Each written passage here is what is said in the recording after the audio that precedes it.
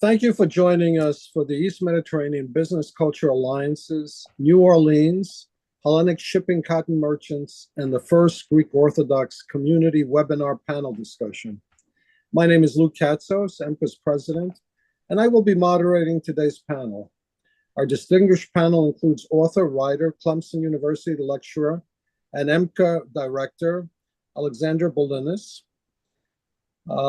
Parker Agelasto, Executive Director of the Capital Regional Land Conservancy, and Holy Trinity Archives Curator, Magdalene Spiros Mag.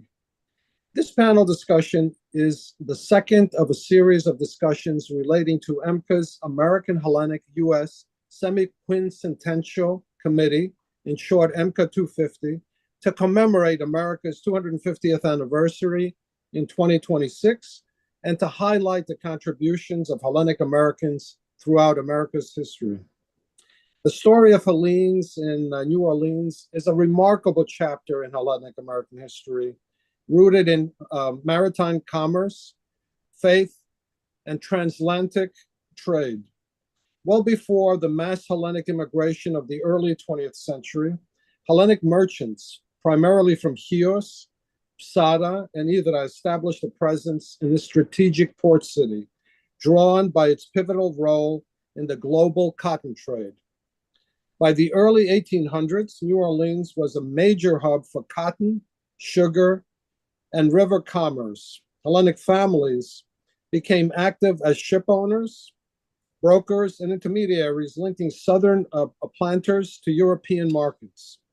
Many of these merchants were part of the broader Chiot diaspora network, and which extended through London, Marseille, and Smyrna.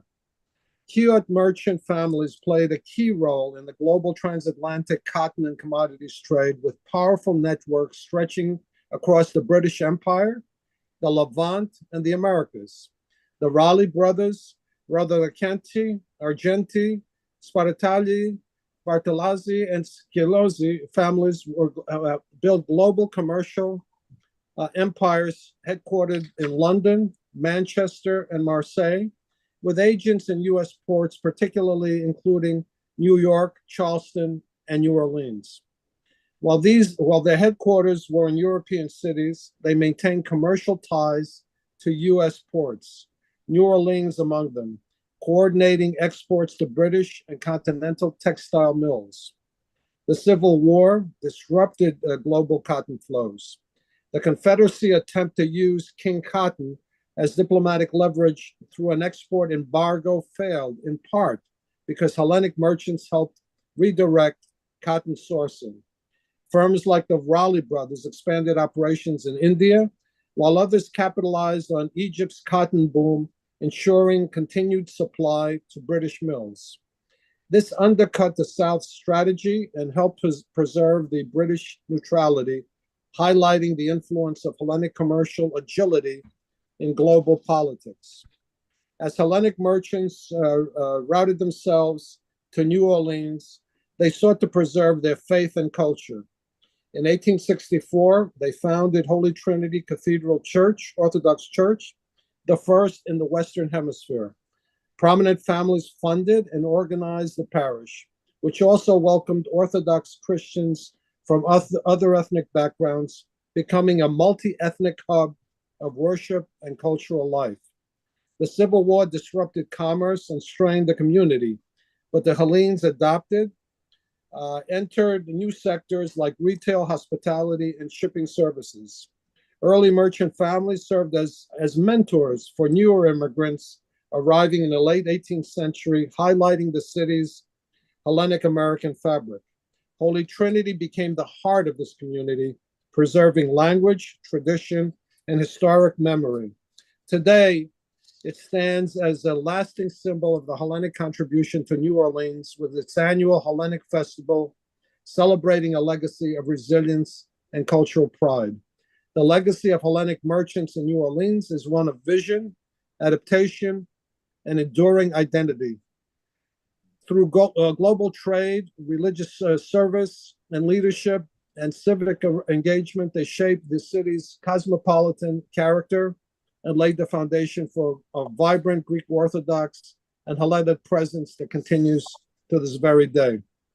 I'd like now to introduce our first panelist in this amazing and interesting panel discussion, and that's Alexander Belinis, who many of you know as he's an EMCA also board member. Alex Belinis is a lecturer at Clemson University's Honor College and Political Science Department. His thesis concerns and studies in Clemson's Department of History have included the study of Hellenic merchant Marines in Hellenic national identity, as well as the role of Hellenic cotton merchants in the mid-19th century cotton trade, particularly in New Orleans and other southern ports, but also in Europe and the Mediterranean, primarily Egypt. Alexander has lived and worked in the United States, the UK, Greece, and Serbia, and proficient in a half dozen languages. His work experience includes commercial real estate, freelance legal and journalism work, and over a decade as an international banker in the United States and Europe. He is a licensed attorney and a prolific writer, journalist on Hellenic and Balkan topics and issues. And he lectures widely on the legacy of Byzantium. And as I mentioned, he's also a director of EMCA. He is the author of two well-known books. The Eagle Has Two Faces, Journeys Through Byzantine Europe, and Hidden Mosaics, an Aegean Tale. Welcome, Alexander, and thank you for being with us today. Thank you, as always, my good friend and colleague, Lou. It's a great pleasure to be here. I'm delighted, too, that we have a panel that has a lot of diverse and granular knowledge about the subject of New Orleans and the subject of cotton merchants. So I'm very grateful for everybody who's here today that we're able to put this together. If I can just call on the presentation to be pulled up, we can start a walkthrough. Okay. The title of my presentation is New Orleans and the Global Greek Merchant Network. The picture that you see in front of you is of the first Greek Orthodox Church in the Americas and the first Orthodox Church in the United States, but I will leave that discussion to our colleague Maggie, who will be able to walk through that in greater detail. Nonetheless, in any Greek community, including the mercantile communities that were established throughout the Mediterranean, Europe, and around the globe, the church always served as a spiritual and ethnic center of gravity. So I thought it made sense to have as our first picture this well-known picture of Holy Trinity. If we can go to the next slide. So as Lou mentioned earlier, the merchant network that we're talking about specifically from New Orleans was largely centered on the eastern Aegean island of Chios, which right now, unfortunately, like so many parts of Greece in the summer, is going through very serious wildfires. So let's keep the island in our thoughts. But the island has always been very centrally located, has had a merchant ethos from antiquity, but in particular, in our more current era, the merchants included a very large set of families who tended to be interrelated and intermarried, and they concentrated in the Kambos of Chios, which I call probably incorrectly as a suburb of the Chios Chora. The picture that you see here is from the Argenti estate, and I had the pleasure of visiting that estate in March. Chios commercial network included offices prior to the Greek Revolution in most Mediterranean and Black Sea ports, and they dominated commodities trading in the Ottoman, Russian, and Austrian empires. Most of us are aware that Chios, during the Greek War of Independence, was subjected to a horrific massacre, which spurred, ironically, a further exodus of islanders into far-flung businesses. Just to give a statistic, at the time, Chios, the island, had a population about the size of New York in the 1820s, about 125,000. After the massacre, less than 10,000 people were left on the island. Wow. And I think that Parker will be able to give a little more granular information on that, because his ancestors were among the survivors. But the Heyots in exile used the Aegean island of Syros, which is in the center of the Aegean, as their base in Greece post-massacre. The merchant network tended to work with each other and was vertically integrated when and where possible. And as I alluded to earlier, the larger communities developed churches to center their communities. And this wasn't just the Heyot community, this was all Greek communities would focus around a church as their center of gravity in the diaspora. Next slide, please. So what was the business of these merchants? And I'll specify the Heyot merchants. Well, their biggest area of expertise was in bulk commodities. In the case of the pre-cotton era, in particular, Russian and Ukrainian grain. It might be said that the Russians, once they took over the Black Sea littoral from the Turks, basically subcontracted the grain business, both in terms of procurement, but also particularly in terms of the actual shipping to the Greeks. Now, as cotton became more important with the development of the cotton gin and the rise of the slave-fueled economy in the South, cotton became more interesting to the Greeks as commodities merchants. In addition to that, the Greeks did have a strong knowledge of cotton beforehand, because the Greek homelands, particularly the province of Thessaly, Macedonia, and also Western Asia Minor, were always large cotton producers. So there was a lot of Greek expertise in this area. In the United States, which was by far the largest and most efficient cotton producer, New Orleans by the 1840s had become the cotton center of gravity. And this is for multiple reasons. First of all, the Mississippi Valley was the most fertile area for cotton growing.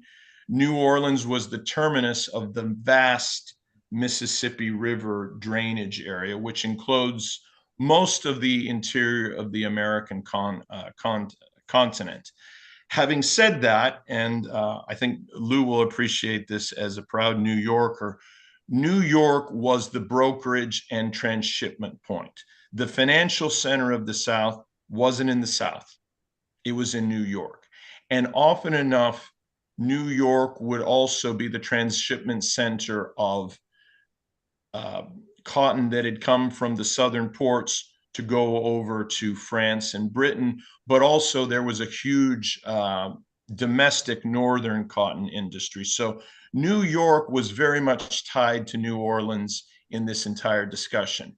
And then on the European side, Liverpool, Nantes, Marseille, and Trieste were the import hubs. And once again, the Chios merchants would have their kin in these locations. And as I said, they're on both sides of the transaction. And by the 1840s and 1850s, the Heyot merchant families are also increasingly brokering and bankrolling merchant shipping. Greece's island of Chios was a major shipbuilding, had a major shipbuilding industry from the 1840s to the 1880s. Just to give you an idea of the scale, Syros shipyards were competitive with yards in Massachusetts, in Britain, and in France. The picture I have here is of the town of Trieste, which was a major import and export center of the Austrian Empire. The Heyots were heavily involved there in terms of importing Russian grain and eventually also American cotton. Next slide. So we touched on it briefly. I'll go on to it a little bit further. As business people, the American cotton economy could not escape the Greek merchants' attention. And branches of Greek merchant families came to the US, most notably to New Orleans, but also, of course, in New York, because that's where the financial and brokerage center was. To paraphrase a quote by President Calvin Coolidge talking about the business of America being business, their business in America was business. And this is a difference from the mass migration narrative that is normative in America among Southern Europeans. Most of us, including all the people of Greek descent on this panel, are all products of a much later mass immigration.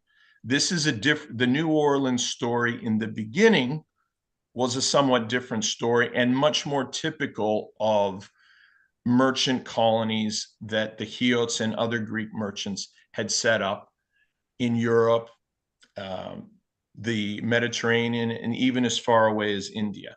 Now, in New Orleans, they were market takers. They weren't market makers. Now, what does this mean? Well, it means that they were brokers purchasing basically based on what the price was, based on, market opportunities. This was an era as the just before the transatlantic telegraph. So there was less market information, and the Greek presence was still more of a niche presence. Next slide. However, given the results of the Civil War, where the South believed that an embargo, both a self-embargo and a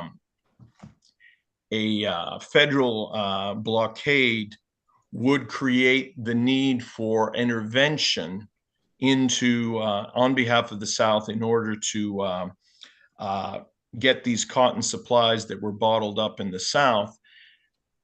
Other cotton supply areas became very important.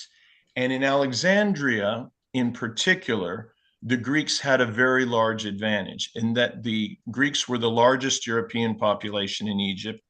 And from as early as 1939, the Greeks controlled 33% of the cotton trade.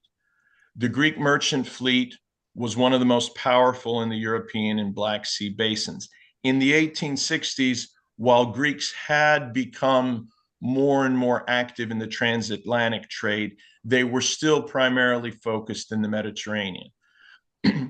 Having this large merchant network that's spread from New Orleans to India gave the Chios network the latest intelligence about conditions in the pre-Civil War US, along with the latest technology, including the latest cotton gin. Egyptian production nearly quintupled in the Civil War, which greatly eased cotton supply issues that the Confederates thought would be a tipping point for Anglo-French intervention on their behalf. Whereas in New Orleans, the Greeks did not have a vertically integrated network into cotton supply and production. In Alexandria, they did. And this went even down to financing local cotton producers and even local peasants via the ubiquitous Greek-owned shops that were in every Egyptian town in the cotton area. It's also worth mentioning that the overemphasis on cotton created a local famine in Egypt, which was in part alleviated again by the Greeks' connections as they brought in Russian grain to alleviate the lack of local Egyptian grain because all the fields had been moved to cotton. So the presence in New Orleans and the intelligence and the actual human resources from there, and Parker can talk about that in more detail, helped to create alternative cotton supplies for the British and French, which kept them out of the Civil War. Next slide. And here are some numbers that'll show us just how substantial this was. So this is for UK cotton imports. In 1860, the UK imported 2.79 million bales of cotton from the United States, 1,000 from India, and 110,000 from Egypt. By 1865, cotton imports had doubled from India and had quintupled from Egypt. Now, we can't solely credit the Greek merchants for this massive shift. And let's be honest, this was also done on the backs of Indian and Egyptian peasants whose conditions were not that different from slavery. But nonetheless, in both countries, the Greek cotton merchants were either the first or second producers. So a lot of this increase has to do with the Chiot's commercial savvy and also their ability to connect their global network. I'd particularly emphasize Egypt because the Hellenic presence was much larger. The degree of integration was greater. The quality of Egyptian cotton was better by and large than Indian cotton. And the distance from Egypt to places like Marseille, Trieste, or Liverpool was far less than India. And let's keep in mind, in the 1860s, you did not have a Suez Canal. So the role of these cotton merchants, many of whom were previously resident in New Orleans, in changing the global economy and arguably the course of the Civil War, is a very, very important piece of economic history that's worth remembering. Next slide. What I have here is a graphic depiction of a global network. Basically, what I'm trying to show here is just how extensive this Chios network is. In the United States, by 1870, you had New York, New Orleans, Memphis, and Galveston. In the Ottoman Empire, you had Smyrna and Salonika as major cotton export ports. In India, you had Bombay and Calcutta, and in Egypt, you had the ubiquitous Alexandria. And then you had the import ports, Liverpool, Manchester, New York, Marseille, Trieste, Odessa. All of these sites had very large Chios presence, in some cases, dozens of firms. And they were all part of, for lack of a better word, a large family of Chios merchants who tended to be interrelated either by marriage, by blood, or by Orthodox baptism. This is a remarkable story, and it sits at the founding of our oldest Greek Orthodox community in the United States. Next slide. I'm going to just bring up a couple words about the merchants from their contemporaries. They had large capital, harmony of action, connection with strong Greek firms in the leading commercial cities. They had a secrecy, an air of mystery, a coolness of nerve, and a boldness and sagacity that astonished the ordinary business world.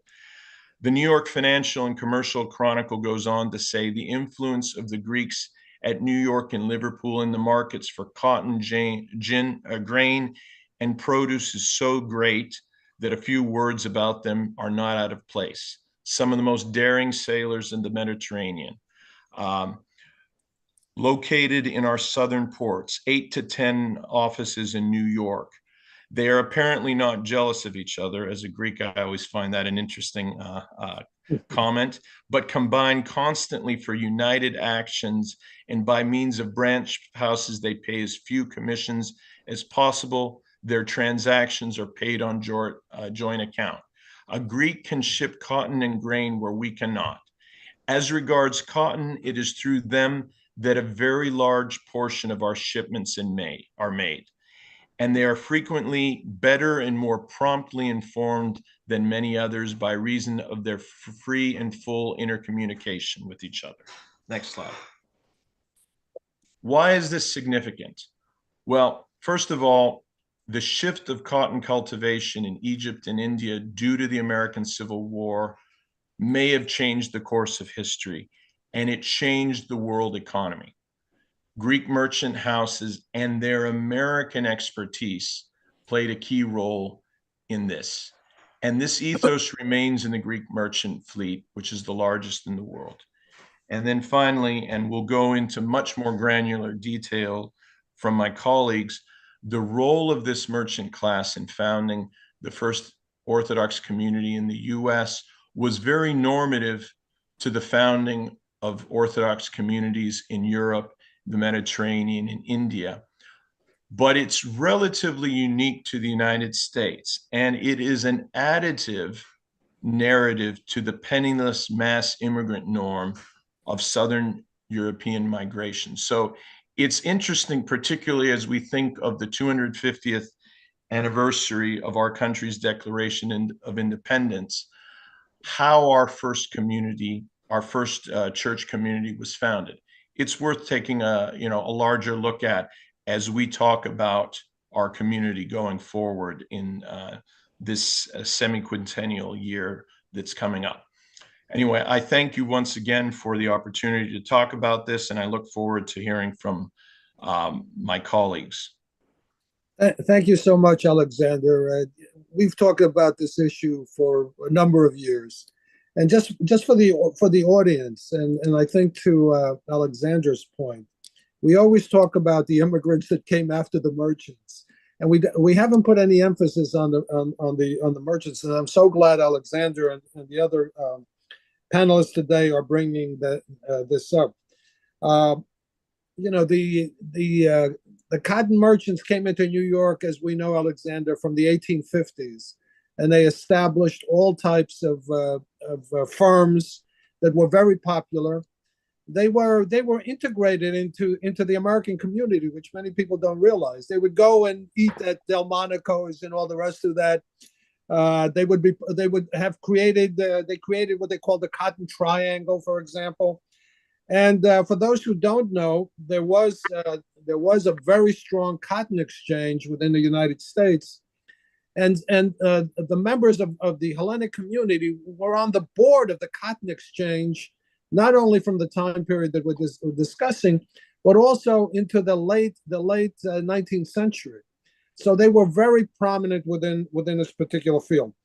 We're honored also to have James Durbis with us. James, how are you doing today? I'm fine, thank you. I'm recovering from a broken hip. Okay. James, thank you for being with us. You're amazing, James. It's absolutely amazing.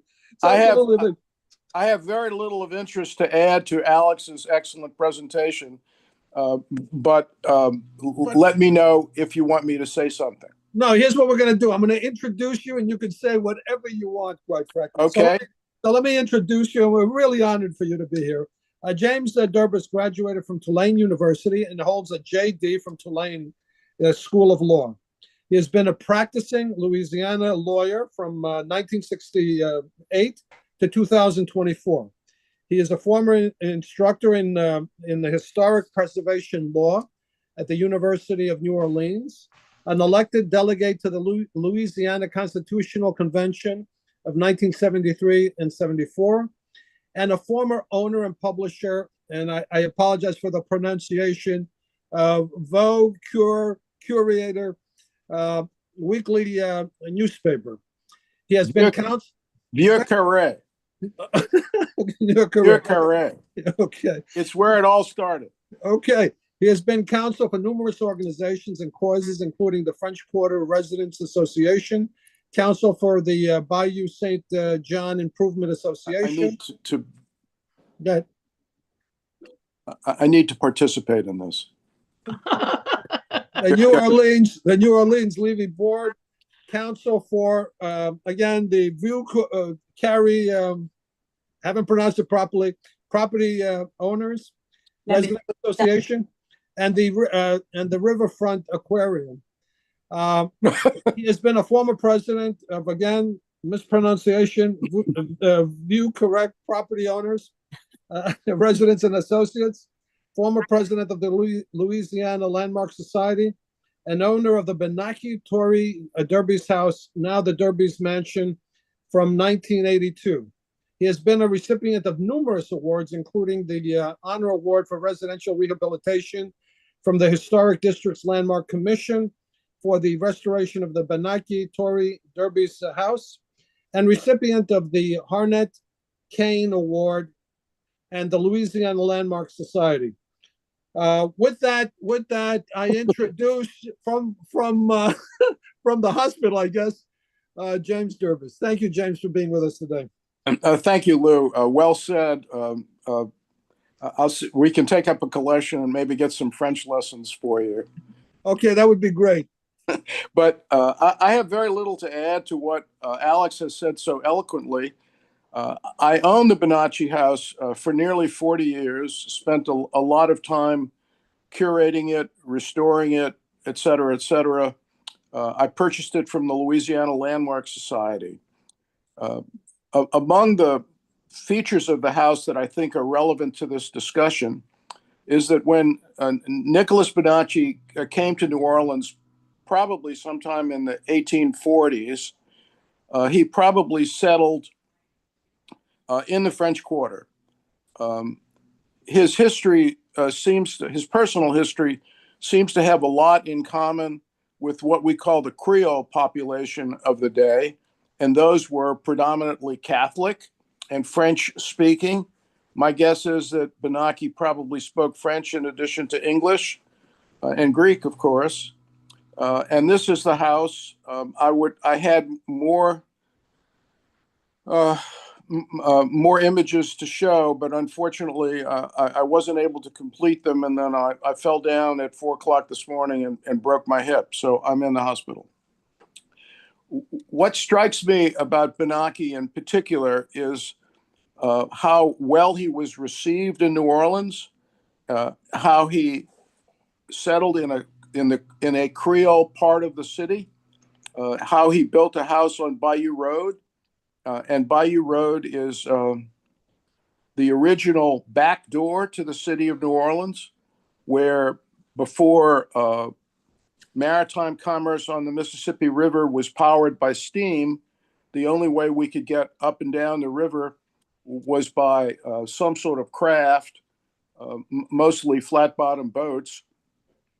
And the Native American population, and then later the Europeans, all used Bayou St. John and its connection to the Gulf of Mexico through Lakes Pontchartrain and Bourne. They all used Bayou St. John as a commercial artery, basically, able to ship goods and products from and to the Gulf of Mexico. I think one of Bonacci's desires in purchasing the land was he wanted more than just a lot in the old part of town. He wanted what someone once described as a park-like setting, basically 140 feet wide and at one point over 600 feet deep. Other features of the house that I think are attributable to Bonacci are the use of pocket doors on the front facade of the house, quite unusual. Most of the houses constructed in this Greek Revival style were constructed in the so-called American sector of the city, and that was the sector above Canal Street. And the people who inhabited the American sector were basically folks from the Eastern Seaboard who spoke almost exclusively English and who were Protestant, whereas the Catholic population of the city were French and Spanish, and we like to call them Creoles, and they lived below Canal Street. So when Bonacci formed alliances, he did with Creoles of the area, including Michel Mousson, who had a grand house just across the Esplanade from him. So that's basically what I have to offer, and thank you very much for allowing me to participate. Jim, let me Jim, ask. Let me where ask. are you? Oh, Yeah. I'm sorry. I'm sorry, No, Louis. no. Go ahead. Go ahead. Well, Jim, is it okay? Can you tell me where you are? Yeah, I'm in a hospital bed at Truro Infirmary. At Truro. Okay, thank you. Hey, Jim, let me ask you a question about the pocket doors. This was the main entrance or side doors? These were the house has. If you could put that photograph up one more time, the house has principal central halls on both floors, and on the lower level, on either side of the main entrance, are a set of what appear to be French doors. But they don't open like French doors. They slide in and out of the walls like, in fact, pocket doors. They are the only example that I know of exterior pocket doors on buildings of this Greek revival magnitude in New Orleans. In addition to that, Benaki also apparently designed the house himself, although I've never been able to find a building contract. But typically, for a house of these proportions, the main stairway would rise in the main hall, in that central hall. It would rise and go up to the second floor. In the Benaki house, which they now have named after me, that was a surprise, by the way. But the Benaki house, the stairway is sequestered or secluded at the very back corner of the property. It's quite fascinating. It's more like the stairway of an 1840s Creole cottage that you would find in the French Quarter. I know of no other example of such a stairway in a building of this caliber and magnitude. That's absolutely amazing. What surprises me is sliding doors, pocket doors, let's say, which over time don't work that well, and that they're in the exterior. Was there any water infiltration through these doors, or no, because they're behind a generous porch, a generous gallery, so they're well covered by roof and ceiling, et cetera, et cetera. Another thing I want to mention that I think is so important is that front fence, which is cast iron. Up until the middle of the house, by the way, dates from about 1858, and up until that time, so it's just before the Civil War. New Orleans was still very prosperous, and cast iron was beginning to be used in buildings of this scale. And cast iron was, in the middle of the 19th century, was replacing wrought iron. Among the people who used cast iron extensively was the Baroness Pontalba. And the Baroness Pontalba is one of our great figures in Louisiana history because she designed and built the two Pontalba buildings which frame Jackson Square and consist each of 16 units with living space above and shop and office space at the bottom. It's thought that she popularized the use of cast iron in New Orleans, and many small buildings in the French Quarter got retrofitted for cast iron appendages like galleries and so on. These cast iron features, as well as the lighting fixtures, the gas lighting fixtures in this building, and unfortunately I had photographs of all of this to show you, but the lighting fixtures were also cast, both in brass and in pot metal, and had all kinds of figurative adornment, little cherubs and angels and stuff like that. And all of that was popular at this period in American history, where you could order lighting fixtures from catalogs, and you could order fence parts like this cast iron fence that you're seeing and the gate, which unfortunately you can't see, and you could order that from catalogs and then install them. So this was a lavish, expensive house created or built by or for a very successful merchant. Jim, let me ask you another question. Is this where some of the first Greek Orthodox services took place, in this house? The house was built in 1858. I would dare say that probably some of the services took place here. Maggie can probably tell you more about that. Okay. The church, I think, dates from the 1880s, I believe, the little church. When Holy Trinity dedicated its existing sanctuary, we had a party for everybody, and there was actually a kind of a service in the house with all of the accoutrements like incense and so on, and all of these bishops and archbishops walking around with heavily bedecked in chains and jewelry. It was quite wonderful. Well, Maggie will go into that, but I was just wondering, because I think I read somewhere that they may have had some initial services in that particular house.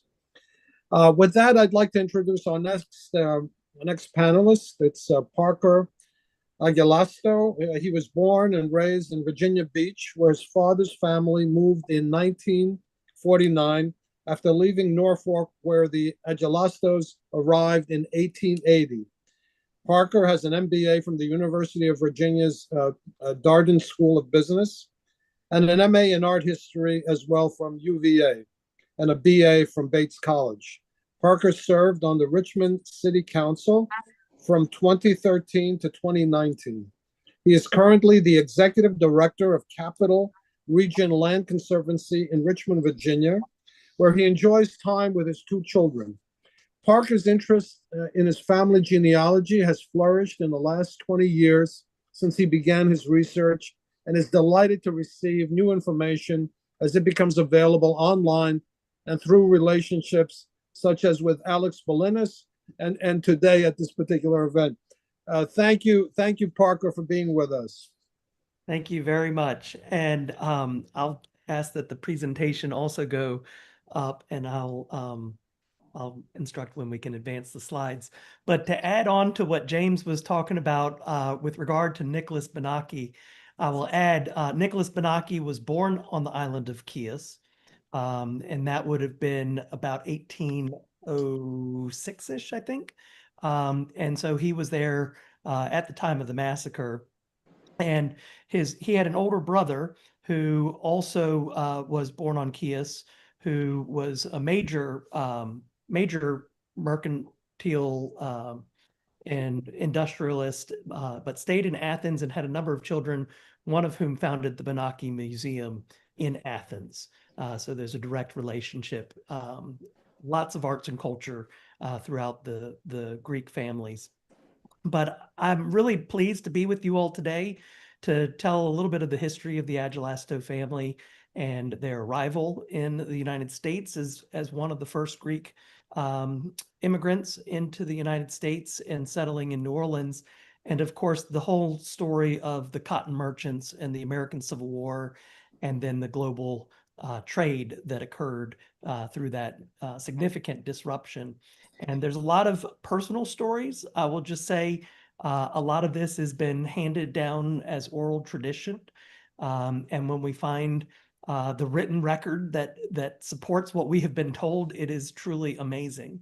And when we talk to many of our extended cousins about our stories in that oral tradition, and they have very similar oral traditions that have been handed down to them, and we've never spoken before, we're meeting for the first time, it truly is an incredible connection that we feel. And you just, I don't know how else to explain it. But I wanted to start with the island of Chios. If you could go to the next slide for me. There were a number of families on the island of Chios that Dr. Philip Argenti identified as being the noble families of the island. And many of them date back to the time of Christ, to be honest. The Agelasto family, there's evidence of our signing treaties in 400 AD with the earlier versions of the Ottoman Empire. And then you've also got a number of these other families, and then the periods of occupation with the Genoese and the Venetians. The island was very significant in the trade of the Mediterranean. And so many of these major trading Italian states and others would seize occupation of the island. But these families persisted, negotiated treaties and the like. And so here you have quite a number of them, and they were all considered noble and were issued their own crests and coat of arms. And many of these you will see throughout the record of the cotton merchants.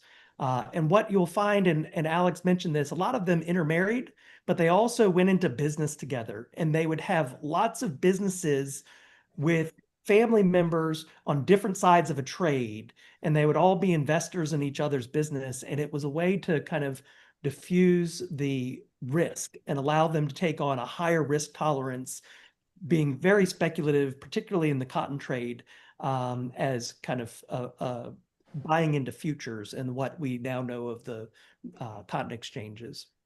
Next slide, please. So speaking a little bit about the historical nature of Chios, this is a print, and you can see how close the island of Chios is to Smyrna and Sesame and Turkey. So the mountain ranges on the other side are part of modern day Turkey, but the island is part of the Greek nation. Very important, as I said, for commerce, and these families ended up with significant wealth, and they had what I would call a townhouse in town, and then the campos was out of town, kind of their larger estates that were all walled in. If you could give me the next slide. These walled in estates were magnificent, and they had huge orange groves and other crops that they protected by the walls. But the walls were also there for security for these very wealthy families. And all of the families had their own personal private chapels. And what I'm showing here is a picture of the chapel of St. Tryphon that was part of the Agelasto estate in the Campos. And the Church of St. Tryphon was actually there during the massacre. And one of the oral stories that we even went and saw in person, and the owners of the property today even tell this, family members sought sanctuary in the chapel during the massacre. They thought if they went into the church that they would be protected by God. The Ottomans pursued, and the story is that there was one of the Ottoman had a revolver, and he shot at one of the Greeks, and the bullet hit and ricocheted off of the iconostasis and killed the Ottoman. And you can still see the bullet holes on the iconostasis in the chapel. So you hear these stories, and then you can actually see them in person, and what you've been told just makes perfect sense. If you give me the next slide. The massacre was a really, really horrific event. I think the world learned about it very quickly, and the world was just astonished, not only because of the amount of death and slaughter, but it involved women and children. If the Christians were not killed, they were enslaved. And it led up to, or what led up to it, obviously, was the efforts of the Greek War of Independence. But many of the noble leaders of the community tried to negotiate with the Ottoman Empire in advance, like they had done successfully in signing treaties before. And a number of them had been arrested and then hung in a public display. And that is what brought on significantly the massacre of the island. And this monument that I have a photo in the middle is of the monument of those who were of the noble class who had gone to negotiate and were ultimately executed, including several of my ancestors, but most notably Pandale Agelasto. He died in 1822. His son, who is in the picture on the right, is my ancestor who escaped the massacre. He was all of about 20 years old at the time of the massacre. And I could only imagine what it would feel like when you find out that your father has been murdered and that these people are now coming after all of your family, including children and women. And the story is that he, along with many others, crossed the island, crossed the mountains, and then were able to get onto some ships and to leave. But the stories are very, very similar when you hear about his and what our cousins, and probably that experience of somebody like Nicholas Benaki, who was also born on the island and ended up in the Americas. A number of orphans as a result. Many orphans ended up in the United States. The Christian community worldwide embraced. Yeah. If you could give me the next slide, please. So I'll call him MP Agelasto. He left and went to Syros along with a number of the Chios refugees. Again, a massive exodus from Chios, and they basically created what we now know as Syros. It was a sleepy island until all these refugees arrived. But they started to have children and reestablish themselves and continued to build off of the community. Where my direct ancestor was born on the island of Syros, Alexander Michael Agelasto. He is the immigrant to the United States, and he was born in Syros in 1833. He was educated on Syros, but also went and studied in Athens. And then by 1858, he made his journey to the United States. By 1858, it's noteworthy that his father had moved from Syros to Marseille, that his brothers and many others were now in England. Many cousins had moved to England. The Raleigh brothers were well established in England by 1858. And in 1858, the Raleigh brothers had an office in New York City. So here was this 25-year-old, young guy who's been told you got to get into the family business, and I think he's just sent to the United States to learn and be productive. So he arrives, he goes to New York. He has an office in New York City. The entire time that his residence is in New Orleans, he also maintains an office in New York City. The New York Cotton Exchange is formed in 1860. But then if you look at this, he is in New Orleans before 1860. And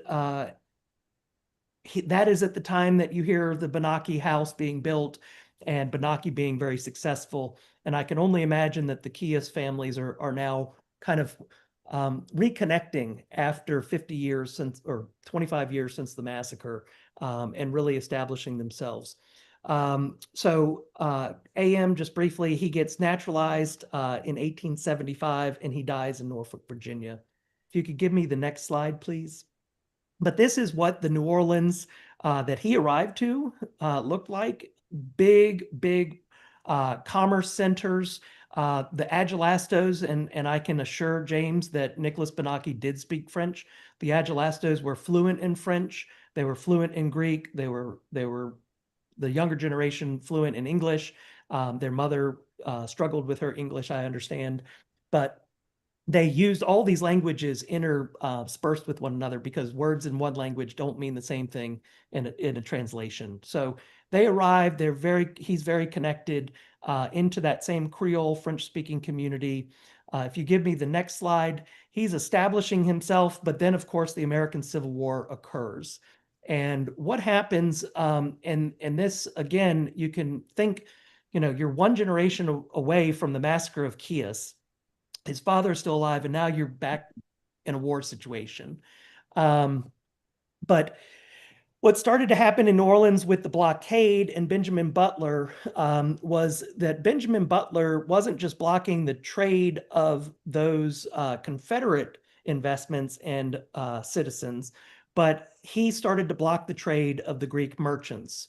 Benaki, they were seizing ships that had cargo. The Agelastos were trading a lot with coffee beans and cotton and the like, and these merchants were beginning to have their valuable supplies being taken and not returned to them by the Union Army. I've read one report where it was about $1 million worth of sugar that was on one of Benaki's acquisitions.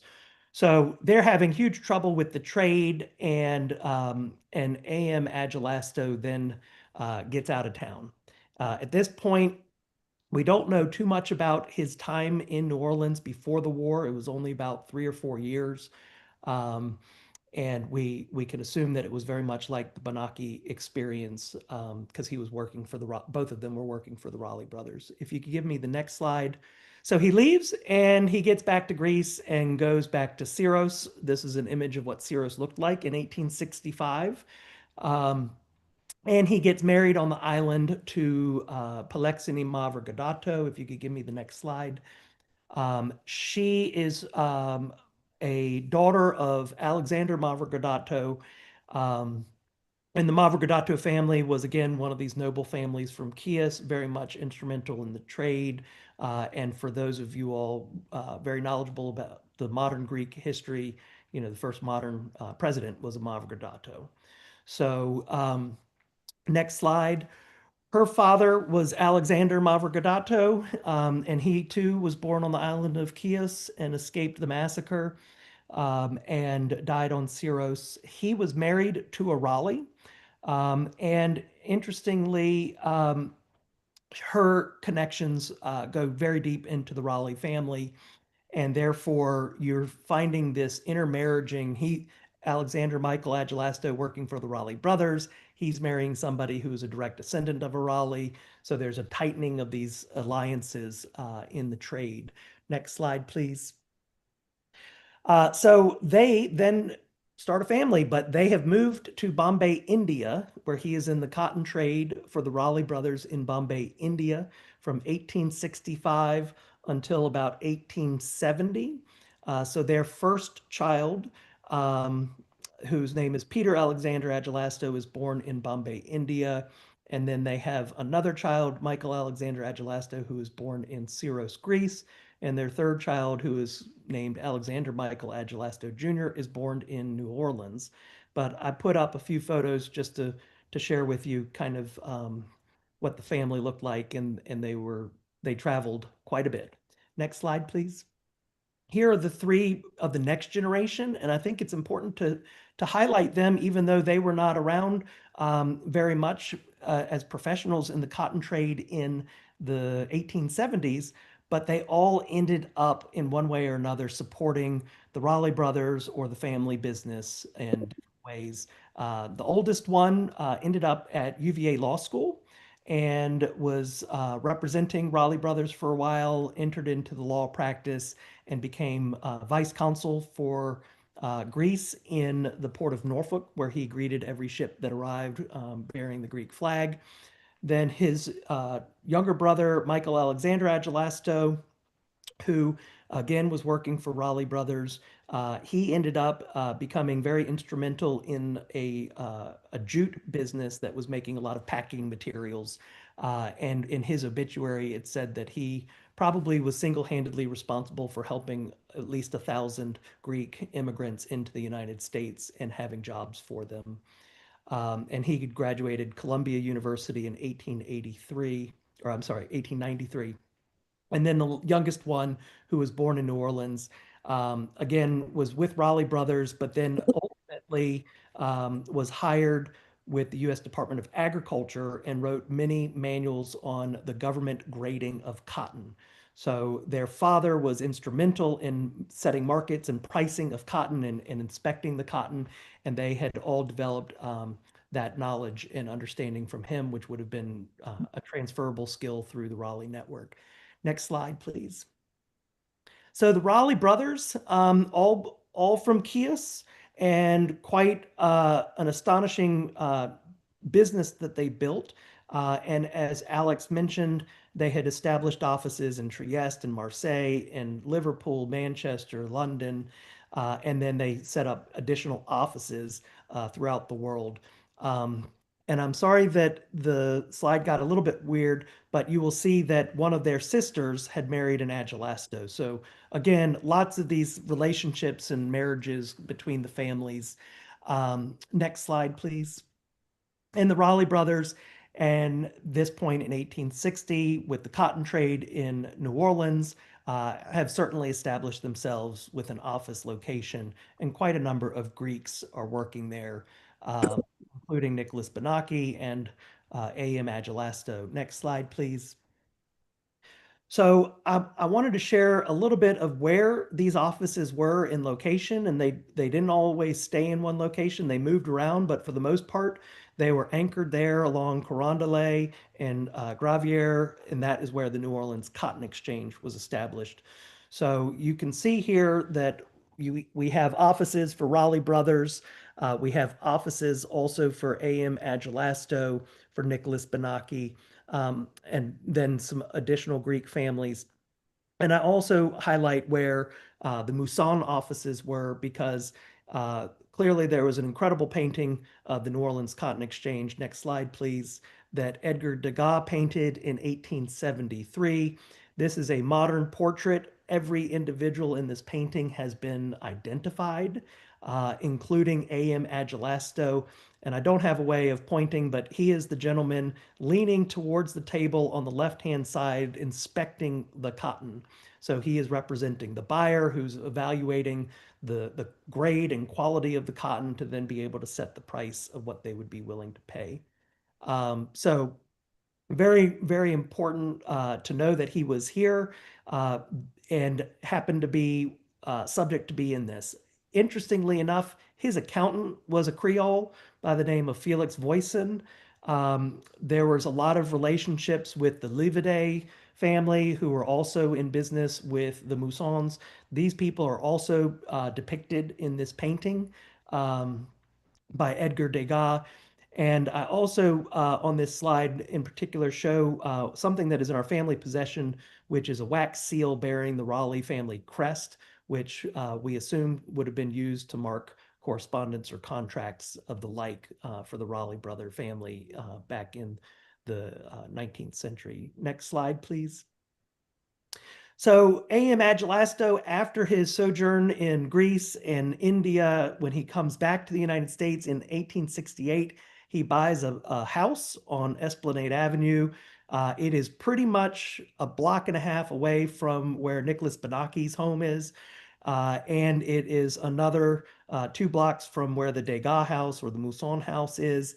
And ultimately, it was the new Greek Orthodox church was built kind of a block behind it off of Dorgenes Street. And so here they are in this house, raising their 3 children. And I will say they were in New Orleans for perhaps a short time, but an important time after the Civil War in setting this up.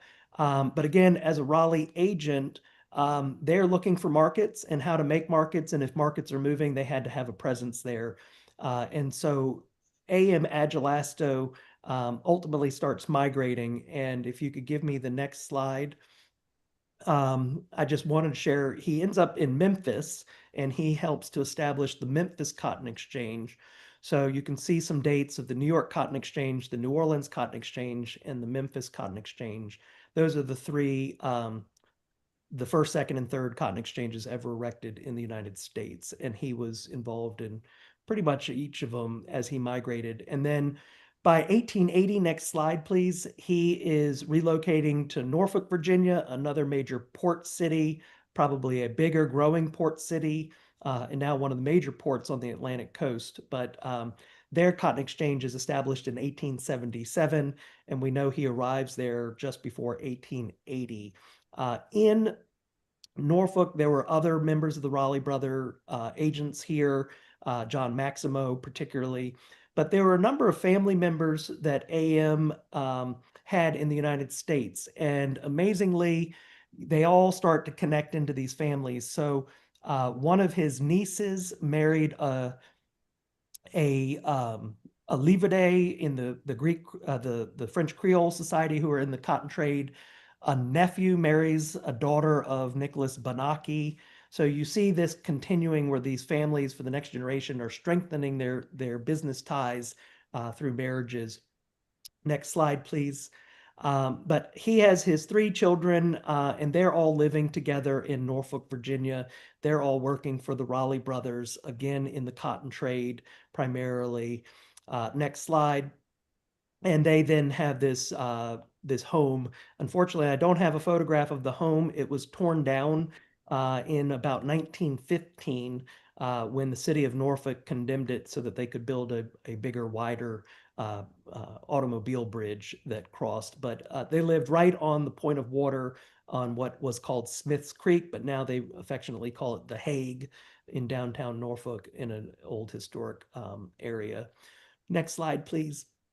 So I wanted to bridge so that when I get handed off to Maggie, I'm coming back to this notion of the Greek Orthodox Church. So the Raleigh brothers were very instrumental in establishing the church wherever they went. In England, the first Greek Orthodox church, they just called it the chapel. It was in London in 1837, and it was hosted at the Raleigh brothers' offices. They were at Finsbury Circus and basically made sure that there was space for their religion. Next slide. The Greek community in Marseille, as I mentioned, Aham's father, Marseille, they created their first church in 1845. It's still standing and in use. If you go to the next slide, the growing populations in England. So 1861, a very massive church in Manchester, and 1870 in Liverpool. Next slide, please. And then the population in London was growing so large. Oh, I put this in here. This is the cemetery in outside of London, and this was the Raleigh brothers mausoleum that has just been restored as a World Heritage, not a World Heritage, a National Lottery renovation for England. Next slide. And the one I wanted to end on was St. Sophia in Bayswater. So the Greek community had grown substantially large that they established a new church in 1877. It opened, and you can see the names here. They're pretty much exclusively Chiet families: Mavrocordato, Raleigh, Scalizzi, Rotokanaki, Sakari. So they were very instrumental in establishing churches in all of the communities where they created offices. And in Norfolk, I'll end, by the time the Agelastos arrived in Norfolk in the 1880s, there was no Greek church. And there was such a small Greek population that our family was told, the oral history is that the Greeks were encouraged to join and attend services at the Church of England, largely because the Episcopalian Church has a similar liturgy, but more importantly, the English had always been allies of the Greeks and never fought a war against them. And the first Greek Orthodox Church in Norfolk, Virginia, was established at a facility Thank that you. the Episcopal More Church thing. had for their use. So that's a little bit of my family's history and how we connect to New Orleans and the church, and also the important cotton trade. Parker, your family's history is fascinating, to be honest with you. Did Chios also have what they call the golden books in terms of where they have the genealogy? The Libro de Oro. Yes, yes. That's right. Okay, so you've looked at that information also when you were doing your analysis? Yes, sir. Okay, and one more question. The painting, who commissioned the painting? The Degas painting. Yes. I don't think anybody commissioned the Degas painting. It was perhaps he was in New Orleans for only a few years, and as an artist, you're looking for models, and so to do this painting, the Mousson and Degas' brother-in-law, they're in this painting, so he had access to them. You had A.M. Agelasto, who's living only 2 blocks down, so you have access to models. But it became a very important painting, and I believe it was the first of Degas' paintings to enter into a public collection in France at the Poe Museum. And interesting, the first Degas painting to enter a public collection in England was a gift from Constantine Ioannidis to the Victorian and Albert Museum. Really? Wow. That's fascinating. Thank you so much, Parker. We'll come back. Our next panelist is Maggie Spiros Mag. Before working with the Holy Trinity Archives Committee, Maggie worked for the Juvenile Justice, Material and Child Health, Education and Public Charity Programs in government, universities, nonprofits, and foundations in California, Louisiana, Missouri, and Tennessee. She learned of the great injustices perpetrated upon the poor in all sectors of our country. Maggie's personal history adds dimension to her professional experience. Born in Valida, Messenia, in Greece, Maggie escaped the Greek Civil War after World War II with her parents and two siblings. Her goal to respect and facilitate inclusivity and multiculturalism is a reflection of her experiences and her professional work. Welcome, Maggie, and thank you for being with us today. Thank you very much. I'm going to try to do the PowerPoint myself. Okay.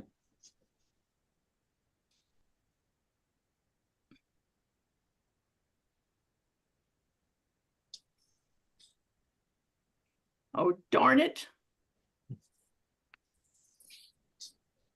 Okay, Costa, I can't open it. I'm sorry. Okay.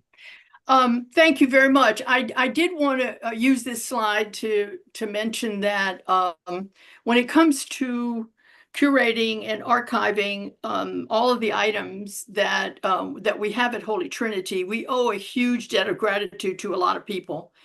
And right now, I list first the Patriarch because he allowed us to enter the archives and search for correspondence between Holy Trinity and the Patriarchate, beginning with the beginning of the church in the mid-1800s. And we've been there twice, and apparently there's more that we can investigate, so we're trying to figure out how to budget that.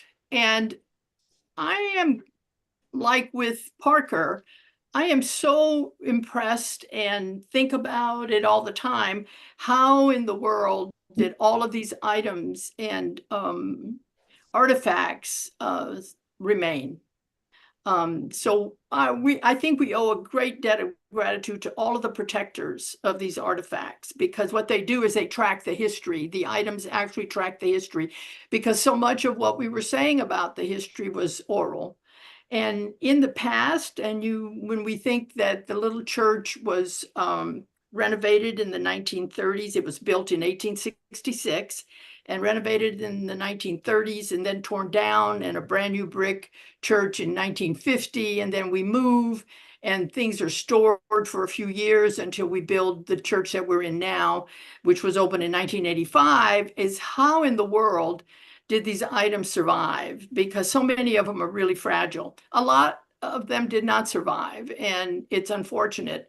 But I think that probably some of particularly the paperwork, might still be sitting somewhere in an archival drawer, bin, and we just have to continue to do our research to try to find them. I'm going to be showing you all images today that we do not own, but we have permission to use in order to be able to express our history. And that's the Historic New Orleans Collection, Louisiana State Museum, Louisiana State Notarial Archives, Tulane University Special Collections. Yes, Costa, next. Thank you. So we know, based on the documentation that we have found, and we have investigated, and censuses and directories and correspondence and all kinds of different ways of doing research, that the Orthodox Christians of the 18th and 19th centuries had roots in many different countries. And we have a few that went on their census. For example, they'll say Austria, and we know that that could mean any number of countries in the large Austro-Hungarian Empire. And then others said Turkey, and we know what that means because of the Ottoman Empire. This is a slide that we use during the festival in order to engage the children who go through our historic exhibit. So that's why we have the question, can you find Croatia, Syria, Venice, Ukraine? So that they actually will look at the map and then maybe leave the festival thinking about, the world and how the world came to New Orleans. Next. The Louisiana immigrants of Greek heritage, most of them, according to, again, documentation that we have, were islanders, and they came from the islands. Now, when you see there that we have Ceres and we have Lefkada, that represents maybe one or two individuals who we found in some obscure document in New Orleans, and Lefkada would be the famous Japanese Greek Lefkadio Hearn, who was very, very famous in New Orleans because he wrote cookbooks, the first Creole cookbooks, very, very popular. So that kind of represents what our documentation tells us about the first people who came to New Orleans who were of Greek heritage. I included Illyrians because they were there from the beginning, and I'll get into that more as we progress through the slides. Thank you. And Louis, I don't know why my face isn't there. I obviously did something wrong. I'm sorry. No, it has to do with where the screen is set up.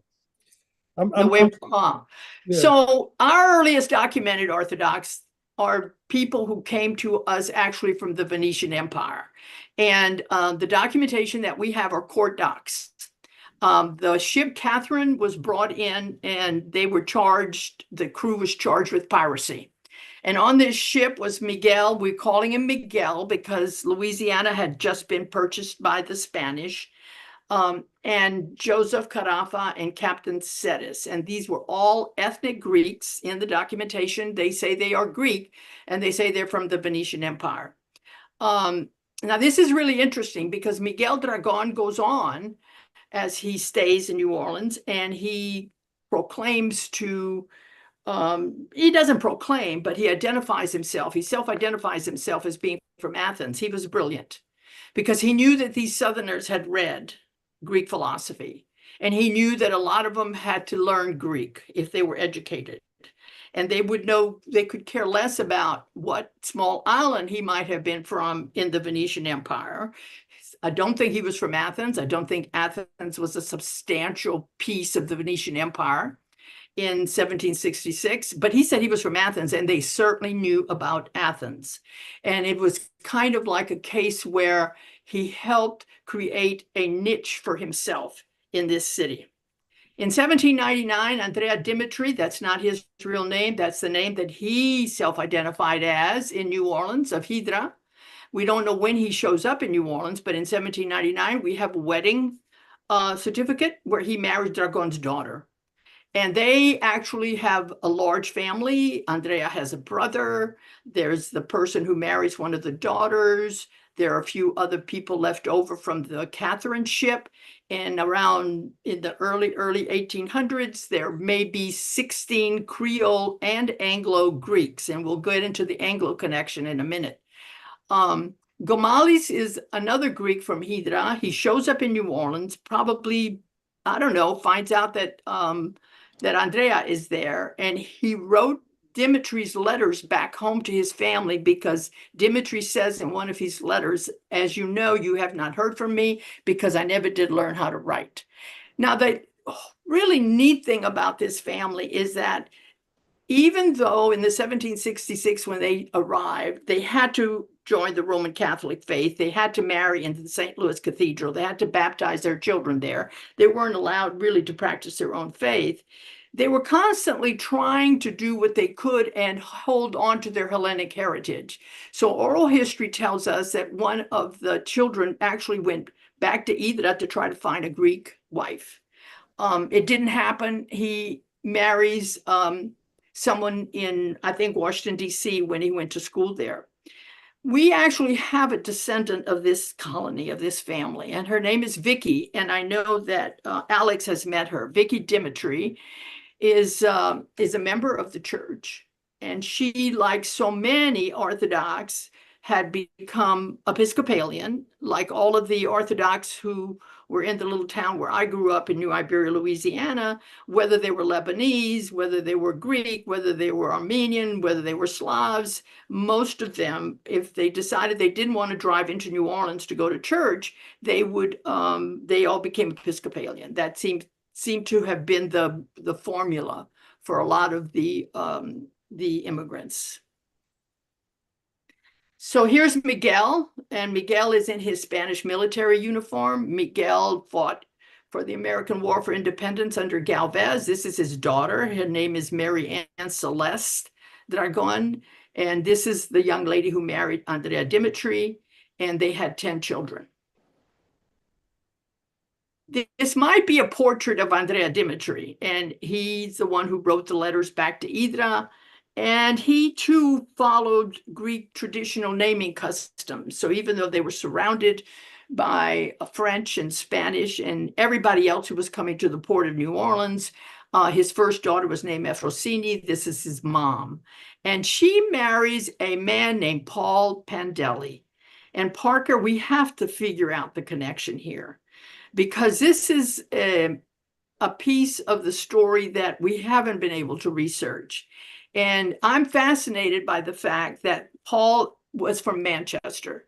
And the other thing that fascinates me is that we wondered for a long time if this very early little colony, who had become Creolized, so to speak, and even though they held on to their Greek traditions, and even though maybe half of the children married other Greeks, they spoke French, probably Spanish also, had become Roman Catholic. What was the connection when all these Chiotis Greeks started showing up in like 1852? Did they feel comfortable to reach out to them? We don't know. We're not sure.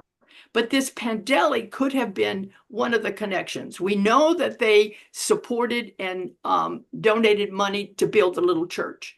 We know that they showed up at the major events that the little church had. But they weren't members until Vicky, who joined in the 1980s.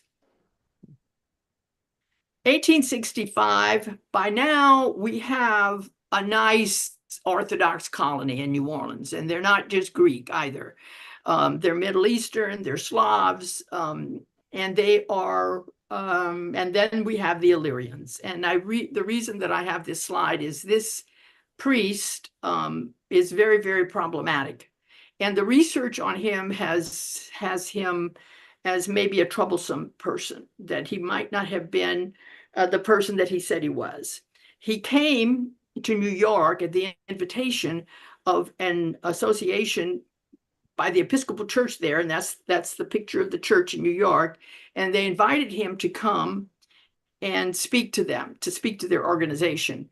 And when he came, because of the connection between the merchants in New Orleans and the merchants in New York, Benaki heard he was there, and he contacts him. I don't know how he did it. Maybe it was through, I don't know. I doubt that a letter would have gotten there in enough time, and says, please come to New Orleans. We have some Illyrians that want to be baptized. We don't know what country these Illyrians are from. That's how they were self-identified. And so he came to New Orleans, and he stayed in New Orleans for a few months, and he was actually there for Easter. He was not our first priest. That's part of the popular narrative.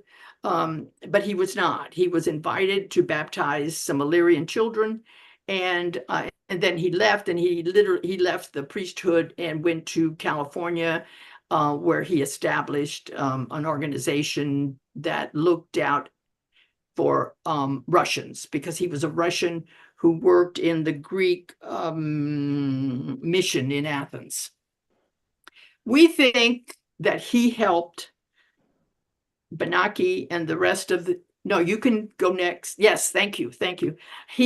We think that his arrival helped spark an interest in beginning now to really raise money for the church. And this is the document that's in the notarial archives of New Orleans. And it's when I discovered it, it was really very, very helpful because it kind of put everything in place. What you have difficulty seeing is the part that's damaged, and it's the one that looks smudged. That date right there says 1865, and it says that in 1865, a group of these people got together and they opened what they called back then a subscription book, and that meant that they were raising money.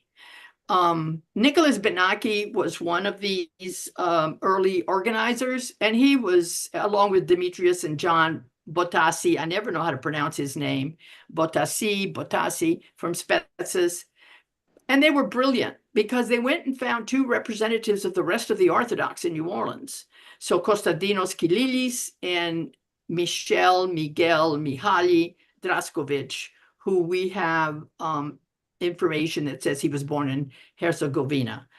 This is the document that doesn't really solidify the 1864 date, except that oral history tells us that this group had been meeting and talking about how are we going to do this. And I think the reaction to the baptism that Honcharenko did might have told them we can do this. And this is when they started raising money in 1865. The document is dated 1866. It is an original document. No, they will not let us have it. I wish we could have it in our archives. Next. So we built a church. The church was built in 1866, and it was built at 1222 North Dorgenois, and it was built in the community called Tremé. People who know anything about New Orleans know that Tremé is a very important neighborhood in the history of America because it was the neighborhood in New Orleans that had the largest concentration of free people of color. But it's also where the Orthodox went, and not just the Greek Orthodox. So for example, I'm going to show you a map in a bit that tells you what the census data tells us about who lived around this little church. The little house over on the left is where the priest lived. I think it was 2 rooms. And really and truly, it was a difficult way for our priests to live, but they did it until they replaced that and built a bigger house when they tore down this little church. This little church was probably 20 by 20. This particular picture was taken in 1900 by Times-Picayune photographer.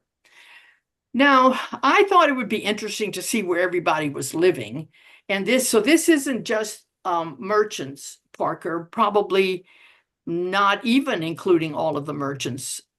But it did tell us where some of them were living around the little church that you see up at the top. And this was up until 1870 even. We haven't even gone into 1900 yet. And you see Benaki's house. And down, when you cross the Mississippi River, there are people who are living in Algiers, which is considered the West Bank, but it's part of the city of New Orleans. And then the 2 little stars that you see beside that actually represent Plaquemines Parish. We had a lot of fishermen, oystermen, a lot of people who still worked on the river as seamen during this period. And so, of course, there would have been, Orthodox living down there. They all are found in our documentation. So this is a map that represents 1930. So going forward, just in order to see what was going on both in the 1800s and into the 1930s and before everybody moves out. There's a wonderful geographer here in New Orleans. His name is Campanella, and he created this map for a book that he wrote about New Orleans with a chapter in it on the Greek settlement. And you can tell by looking at it, the Syrians, a lot of Syrians, and then, of course, the Greek households, and the little church is right in the middle.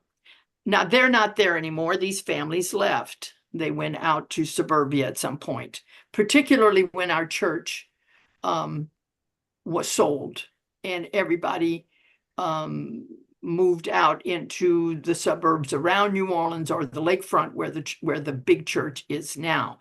I was a little disappointed that Mr. Campanella could not put the Slavs who were living there, because we know that they were there also.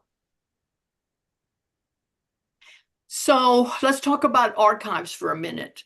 So we are the guardian of about 200 historic books. So if anybody has a fascination or a love of books and what they tell us about history, not so much what the words, but the actual book, who printed it, where was it printed, what does it mean, what does it tell us about the people who are reading it?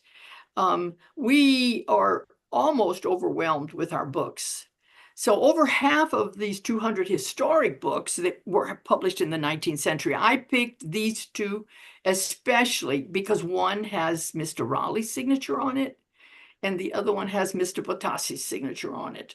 The Bottassi signature one makes sense. It's an English language book. People were having to learn English when the people from the Northeast came down after the Civil War. And so even though they were probably speaking French and possibly Spanish, they had to learn English. The DeBose review is a commercial review, and it's one that we have many of those. And what I find fascinating is that at some point in the late 1800s, the church opened a school because regular people started coming who were not part of the merchant family, and they wanted them to be educated. So a lot of people were donating their books to the church. And in order to educate them, not just in the language, but also in what was going on in the city, as far as commercially, and also in a lot of the histories. So our liturgical books were both Greek and Russian. And I picked this one to show you because it points out that it was printed in Venice, which almost all of our very early liturgical books were printed in Venice. Excuse me, I'm so sorry. But what else is interesting about this particular book is the seal. The seal says that this is the property of the Eastern Orthodox Church, New Orleans, because that was the name of the church. The church was called the Eastern Orthodox Church of New Orleans until 1921, when there was like a huge change in the demographics of the church, and the Slavs and Middle Eastern Orthodox were suddenly way outnumbered by the Greeks who were coming in, and they wanted the name changed to the Hellenic Orthodox Church, and the liturgy could no longer also have some Russian in it. It had to be all Greek. This is an example of a Russian liturgical book that was used. There are no dates in the Russian books. So what we had to do was we found a professor at Tulane who was a Russian specialist, and we literally took all the Russian books and put them out on two banquet tables and opened them up to the page that's called the blessing page. And he was able to help us identify the dates by who they were blessing. The page would be that this book asked God's blessing on the following, and it would be the royal family. So if you know the history of the Russian royal family, we could kind of get a pretty good idea of the date that a particular book was published. I think that the earliest Russian liturgical book we have was probably written between 1830 and 1850. So this is what got me started in archives. It was 2010, and my sister was the secretary, and I had decided to hang up my consultant hat and not do consultancy anymore. And she said, Maggie, she didn't say Maggie. She said, Magdalene, I need for you to help me. And she pulled out like 6 journals that looked like this. And what had happened is they had gotten flooded during Hurricane Katrina and were literally in all the work and confusion that was taking place after the hurricane, they were forgotten. I mean, there's no other way to put it. They had been stored in a bottom filing cabinet in one of the offices of the Hellenic Center and had remained wet until 2010. Dina had been aware of them for a while and was trying to get people's attention. They were still trying to get insurance payments for the damage that was done to the cathedral during the hurricane, and trying to come back because it was 5 years after the hurricane, and I was here, and I can tell you that it was difficult. Our people, all of our people hadn't even come back, with many of them not ever coming back after the hurricane. And I looked at it and I realized what it meant. Because if you can see a little bit and you see the word Biloxi, it tells you where these people were coming from to baptize their children. This was a page in the baptismal section of this journal. And the column headings told us the origin of the parents. So that's where we found out all the different countries that these people had been coming from in the 1800s, and where they live now, and where the baptism took place. So I am only showing you one page just to try to give you an idea of what the Archives Committee has been doing. The place of baptism is fascinating, because what it told us after going through pages and pages and pages, not just of baptisms, but weddings and funerals, is that our priests literally traveled throughout the South. They didn't come to us. He went to them, and went to Chicago, went to New Jersey, went to New York, went to one of the Carolinas, I forget where. We have all of this listed somewhere, but you and I would be doing this for an hour if I showed you all of this stuff. So what we did with pages like this, we found a spectral imaging high resolution company that believed that they could take very, very high resolution images of these pages and work with them and provide a better image for our translator to then read what he could and give us whatever data might be lost behind that mold. And that's what we did. So we sent him, I forget how many pages. They did their work on it. This is Toth, by the way, Toth Imaging Service. They did their work on them, dropped them in the cloud, and our translator researcher in Greece then looks at them, translates them, and sends us a Greek and English version of what he could read. And this took us about a year to do. We still have pages that we cannot do, because there are pages where, when the priest was writing, that particular ink that he was using literally spread. And Toth Imaging could not decipher that lost letter because it had spread so badly. But we're still working on that. We still want to try and find out what those pages have to tell us. Okay, thank you, Costa. We have a lot of documents and photos. 40 of them are from the 19th century. We have the court documents from the 18th century. Those are the ones that tell us about the ship Catherine and how our guys were all arrested and they were going to go to jail for piracy. But this one is ours. This is an 1872 baptismal document that was written by our priest, Archimandriti Yayas. Unfortunately, we don't have anything from the first priest who was sent to us by the Church of Greece, who was Stephanos Andreadis. We don't know what happened to him. And our researcher has been doing research with the Church of Greece, because our first priest came from the Church of Greece, and cannot find this man. So we don't know if he decided when he left New Orleans that he was going to stay in the States and went on his merry way. Or if he went back, why we can't find him when he went back. His island,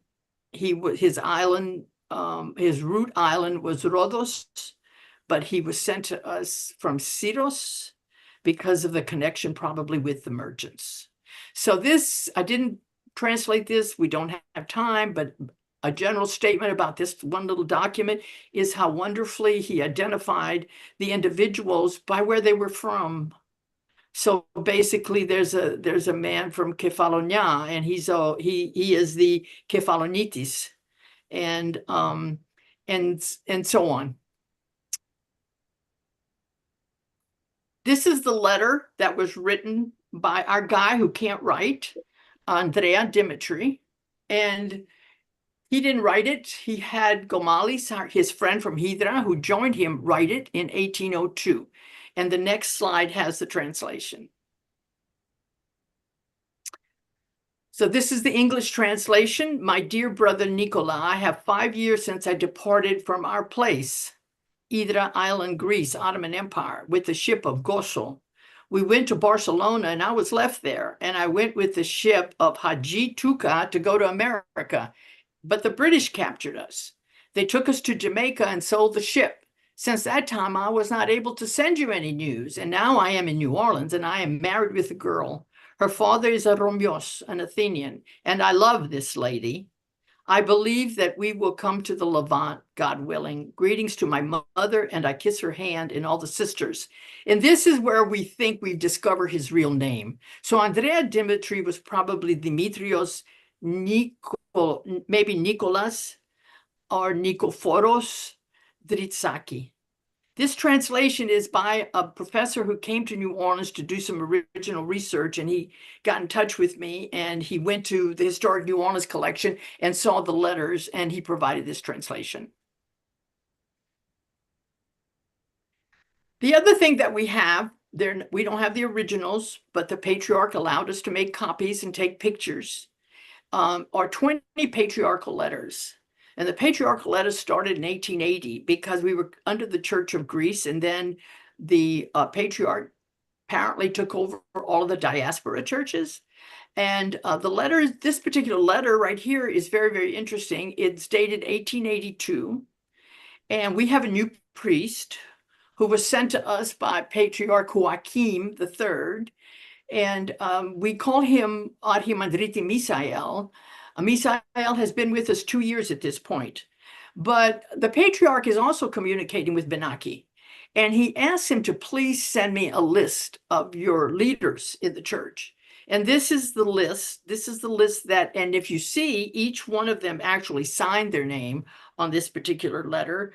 And then our translator translated the names for us. Now, we have counted these names, and half of them are Slavs and half of them are Greek. I don't see any of the Lebanese. It's possible. Names are very interesting. Your name sometimes doesn't tell us where your roots really are. But there's 25 names here, I think. And we have, I'm so sorry, no, it's 23 names, 11 are Greeks and 12 are Slavs, just by their names. That doesn't tell us who they are and how they identify ethnically. The other thing that's interesting about this letter is that it nowhere near includes all of the other members who were part of this church community, because we have a lot of documentation where names show up that don't appear anywhere else. So one of the projects that we would like to do is to literally, at this point, have to hire someone to, and we'll provide them with all the documents, all the paperwork, everywhere where these names appear, and literally make a master list of everybody who was a member or associated with Holy Trinity at this point. We are also the keepers of 100 historic icons. And by historic, we mean that they are meaningful to us. We have a lot of icons, and if one were to come in and triage the collection, who knows how many would survive, but we've kept them because the original people who did this work, who did the archiving and did the triaging and did the saving and the packing and the moving and storing, believed them important. So we're not going to reduce this collection. We do know that we've had 12 authenticated from the 19th century by labs. We've sent them to have the media analyzed, the wood analyzed, and we also know when we've had people blow up this image of the inside of the little church, that they are those icons that you see there. And so, for example, our oldest icon, according to the analyst, the chemist who looked at the paint, 1850. We don't have any really financially valuable icons. And when I first started doing this work and I was reaching out to people, they told me that our icons were not important because they weren't old enough. They were only interested in icons from the 14th to the, 18th century. That's not us, but our icons are really important historically. Thank you, Costa. So this is one of the icons that we have been working on for a long time. And this is one of the icons that's on that icon screen that you saw in the prior slide. This icon was created on Lesbos. The iconographer who signed it, which is really rare, these are the only signed icons we have from the 19th century, was Konstantinos of Lesbos. And I want to show you this to give you an idea of what we've had to do to preserve these historic icons. So the crack that you see down at the bottom actually goes all the way through this icon and was getting worse and with a lot of degradation along the edge. This is a very thick icon. It's a very thick piece of wood. For years, we were told that the icon is splitting because of the environmental conditions in the cathedral, mainly our stained glass windows that this icon is very close to, and the IV and the IR infrared that comes in hits this icon and it's causing it to crack. And then we decided that we just need to change conservators. One of the biggest angst of being on this committee is that we're not professionals, we're volunteers. We had to learn how to do this stuff, read a lot, try and figure out what to do, how to do the best thing, how much money should we invest in this work that we're doing. But we knew we had to change conservators when it came to this icon. And that's when we learned that this thing did not crack. This was a panel painting. And there were two panels that the iconographer glued together in order to create that one image on the top. And over the years, the glue dries. And the panels start separating. And yes, the environmental conditions certainly led to that. So we have 4 icons, right? Based on the last slide that you saw from the interior of the little church. I picked this one because I thought the crack was more visible for y'all to understand what it is that we were dealing with. So we found some conservators that work with the Metropolitan Museum of Art in New York who work on panel paintings like ours. And I'll show you with the next slide what they had to do. So they have a floating engineering on the back of the icon. So the icon, and of course they grouted out the old glue and put in new adhesive, which, believe it or not, according to what they told us, will actually expand as the icon expands. So this floating engineering technology that they put on the back of the icons are to facilitate expansion without any more separation. They are back, they're hanging up in the cathedral. Right now, we're working on the window. We went ahead and we took care of IV, so there's no more IV hitting these icons, but we have to do something about infrared heat. We had a horrible summer last year. It was one of the hottest summers on record here in New Orleans, and we were really, really worried about our icons. So right now, we're talking about literally removing the glass that's on that stained glass window and putting up new glass technology that has IR and UV filtration in it. Okay. We have 50 historic textiles, 5 from the 19th century. We sent them to a textile curator who actually identified the textile. We believe this to be the Russian Philonion that was sent to us by the Tsar and Tsarina of Russia. Because when the church started, Benaki was writing to everybody and saying, we need help because we don't have the things that we need to have a church. And the letter said that, please do not let Russia send us everything. You don't want us to come under the Russian church after all. And we know that in another document, we have that they indeed did send us vestments, and they sent us icons, and they, of course, many, many of the liturgical books. This is what we're working on now. This was cited in a New Orleans newspaper, and it has 12 icons on it. Very unusual for a kavuklion. A lot of people would call it the epitaphion. It's actually what holds the textile icon of Jesus for Great Friday. So the epitaphion would be on the floor of this. The Kavoukion is the name of the bier that's supposed to be Jesus's burial site. And it was really damaged. The paint, you can see just a little bit of what was happening to the paint on the bottom. The icons had actually been damaged in Katrina. They were full of mold, and they were beginning to separate because they too are panel paintings. We had one, the oldest picture we have of this item is the one in black and white. And if you look at the dome, you know right away something's happened here with the dome. We don't think that this is what it was originally looked like. So we found a gentleman in Virginia who believed that he could do all the work. He works on historic American furniture, and he knows wood, and he's also done original research on painted wood. So we delivered this to him halfway. He drove halfway, we drove halfway. He picked it up, took it to Virginia, and the next picture will show you what he discovered. So this is what the dome looked like originally, but you can see the damage that was done to the dome, which is probably why they covered it with plaster. And when they covered it with plaster, they decided to cover it with gold paint. This is where we are now in 1985. We are on Bayou St. John, and it's really kind of an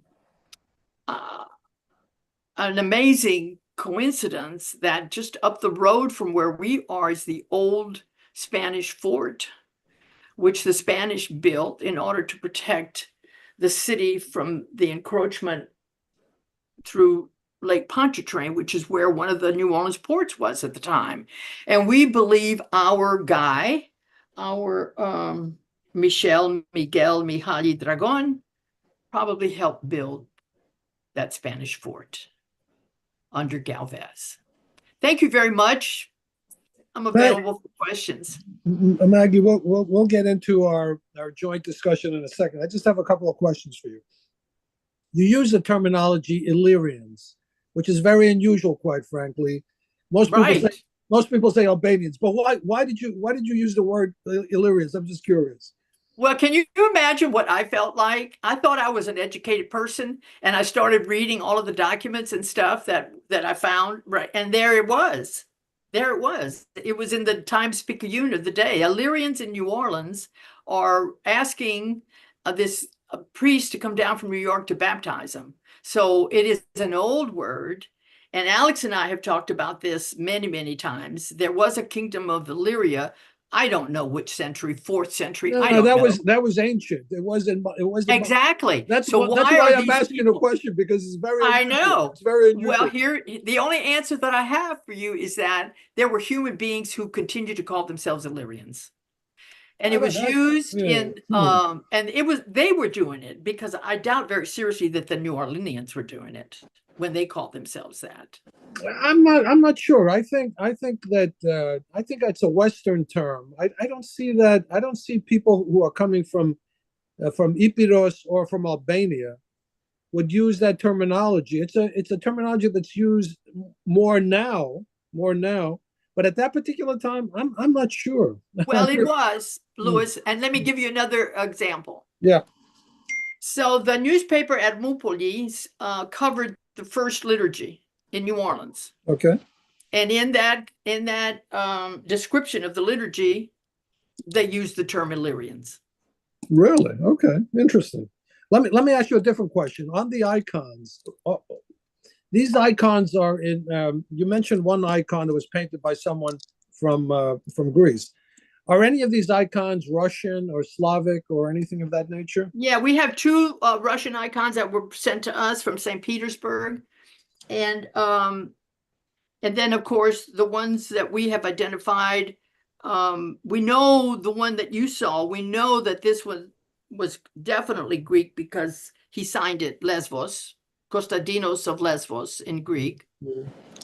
The others, the best that I can do is tell you that the wood was identified as a European wood. Mm. Our assumption is that somehow or another they got to us, or people gave them to the little church who were Greek. We don't know anything about any particular icon having the appearance or the look of Now, please keep in mind, I'm not an expert on iconography, so I have no idea, except from what I've been looking at my whole life, what a Slavic image would look like compared to a Byzantine Greek image. Most of them look pretty Greek to us, the old ones. Okay, and before we open up, one more comment, and I'm curious about the answer. The original Greek churches, what we call Greek Orthodox churches, were really under the Russian Church only because the Russian Church was accepted by the U.S. government at the time, and let's say the Eastern Orthodox or the Greek churches, etc., were not legal. Let's say not legal, but they weren't accepted within the government. So was the church originally somehow under the Russian Church? Never under the Russian Church. We have, and I didn't have time to show you the documentation, but we have the documentation from the Church of Greece. Okay, that says, I'm sending you a priest. Okay. In 1866, yeah. Okay, very good. And the transition between Greece and let's say Constantinople was 1880. 1880. Yeah. Very nice. And we weren't the only ones, but we were the only game in town, though. Yes, there was a Russian church in California, but California still hadn't become a state, and Right. it came under the Russian archdiocese, right? And of course, many in Alaska. Yeah, of course. No, of forever. course. I mean, way before us. We have a document that lists all the different churches in America that was printed by the United States government, and we are it until like 1900. Excellent. And in terms of Seraphim Canutus, okay, did you find anything in his writings that related to your church and the history of your church? I'm sorry, in terms of who? Seraphim Canutus. Yes, and some of his stuff is not accurate. It's been a while. It's been a while since I've read his stuff. Yeah. But everybody was writing the history as best they could. Nobody, though, really came down here and did a deep dive in all of the original root documentation. So, for example, how did we get the document from the Church of Greece? We had a wonderful Greek council here who knew that we were interested in getting more documentation. And he wrote to his contacts in Athens with the Secretary of State, and there it was. Very good. He got it for us. And if you ever want to see those images, I do. As a matter of fact, shared them. I don't have watching this. I want to see a lot of things. I know you do. You need to come down. Yeah. And but no, I don't remember what it was that he was inaccurate about, but that's not unusual though, Louis. Most of the people who tried to do the best they could to write about us, and we don't even know it all. Yeah. Alex, let me ask you a question. In terms of Botassi, that was mentioned more than once. Okay. Yes. In terms of him, I imagine at the time, he was sort of like the Greek council, let's say Greek ambassador, I guess, at that particular time period for many years, correct? Besides being a merchant, I think he was also the contact with the Greek government, and he shows up everywhere. He does. He shows up in New York. He shows up everywhere. What can you share with us? Any additional information about some of his activities? Well, 2 years ago, I actually was in Spetses in their archives, and I did a dive into the Botassi family. Most of this was right around the revolution. You'll find it interesting that there was actually correspondence should Spetses join the revolution. I mean, it was that granular. But what I do know of Botassi is, first of all, he had a very long tenure as consul in New York, and there was quite a long time, if I'm not mistaken, where there wasn't an ambassador in Washington. So he operated almost at large, and like a lot of consuls, he was also a merchant. It was not uncommon for the Greek government then and now to deputize prominent business people in various locations. An example of that more recently is Onassis, who was a businessman in Buenos Aires, and he became the Greek consul. that really needs a very deep dive into what his activities are. As it happens, I have a friend and colleague in Athens who is doing a lot of research on Botasi from the Greek side. So I think that as we look particularly at pioneer Greek Americans, we ought to include further discussions of Botasi. What's interesting also is that Botasi was, to the best of my knowledge, the only non-Hiot who was involved in the cotton trade. So he's an interesting fellow, and as a Hydriot, we kind of adopt him by geographic proximity. But he noted he married to one of Nicholas Benaki's daughters. Yeah, that's true. Yeah. So, which is once again a good example of how the Hiot network would grow by marriage into other groups. Parker, you mentioned the cotton exchanges. Okay, the establishment of the cotton exchanges. Do we know where the records of the cotton exchanges are? Like, I'll give you an example. For example, where the New York Cotton Exchange used to be located, I think was in Harlem, like around 96th Street. I think, I could be wrong. But where are the archives of the cotton exchanges located? That's a question that I'm really not prepared to answer. I don't know. But that's part of the, correct me if I'm wrong, Alex, that's part of the fascinating, I think, analysis that you want to do also. Go into the records of the cotton exchanges. Is that true? Yes. Yeah. And I have that as in my little green notebook as kind of what I need to find out.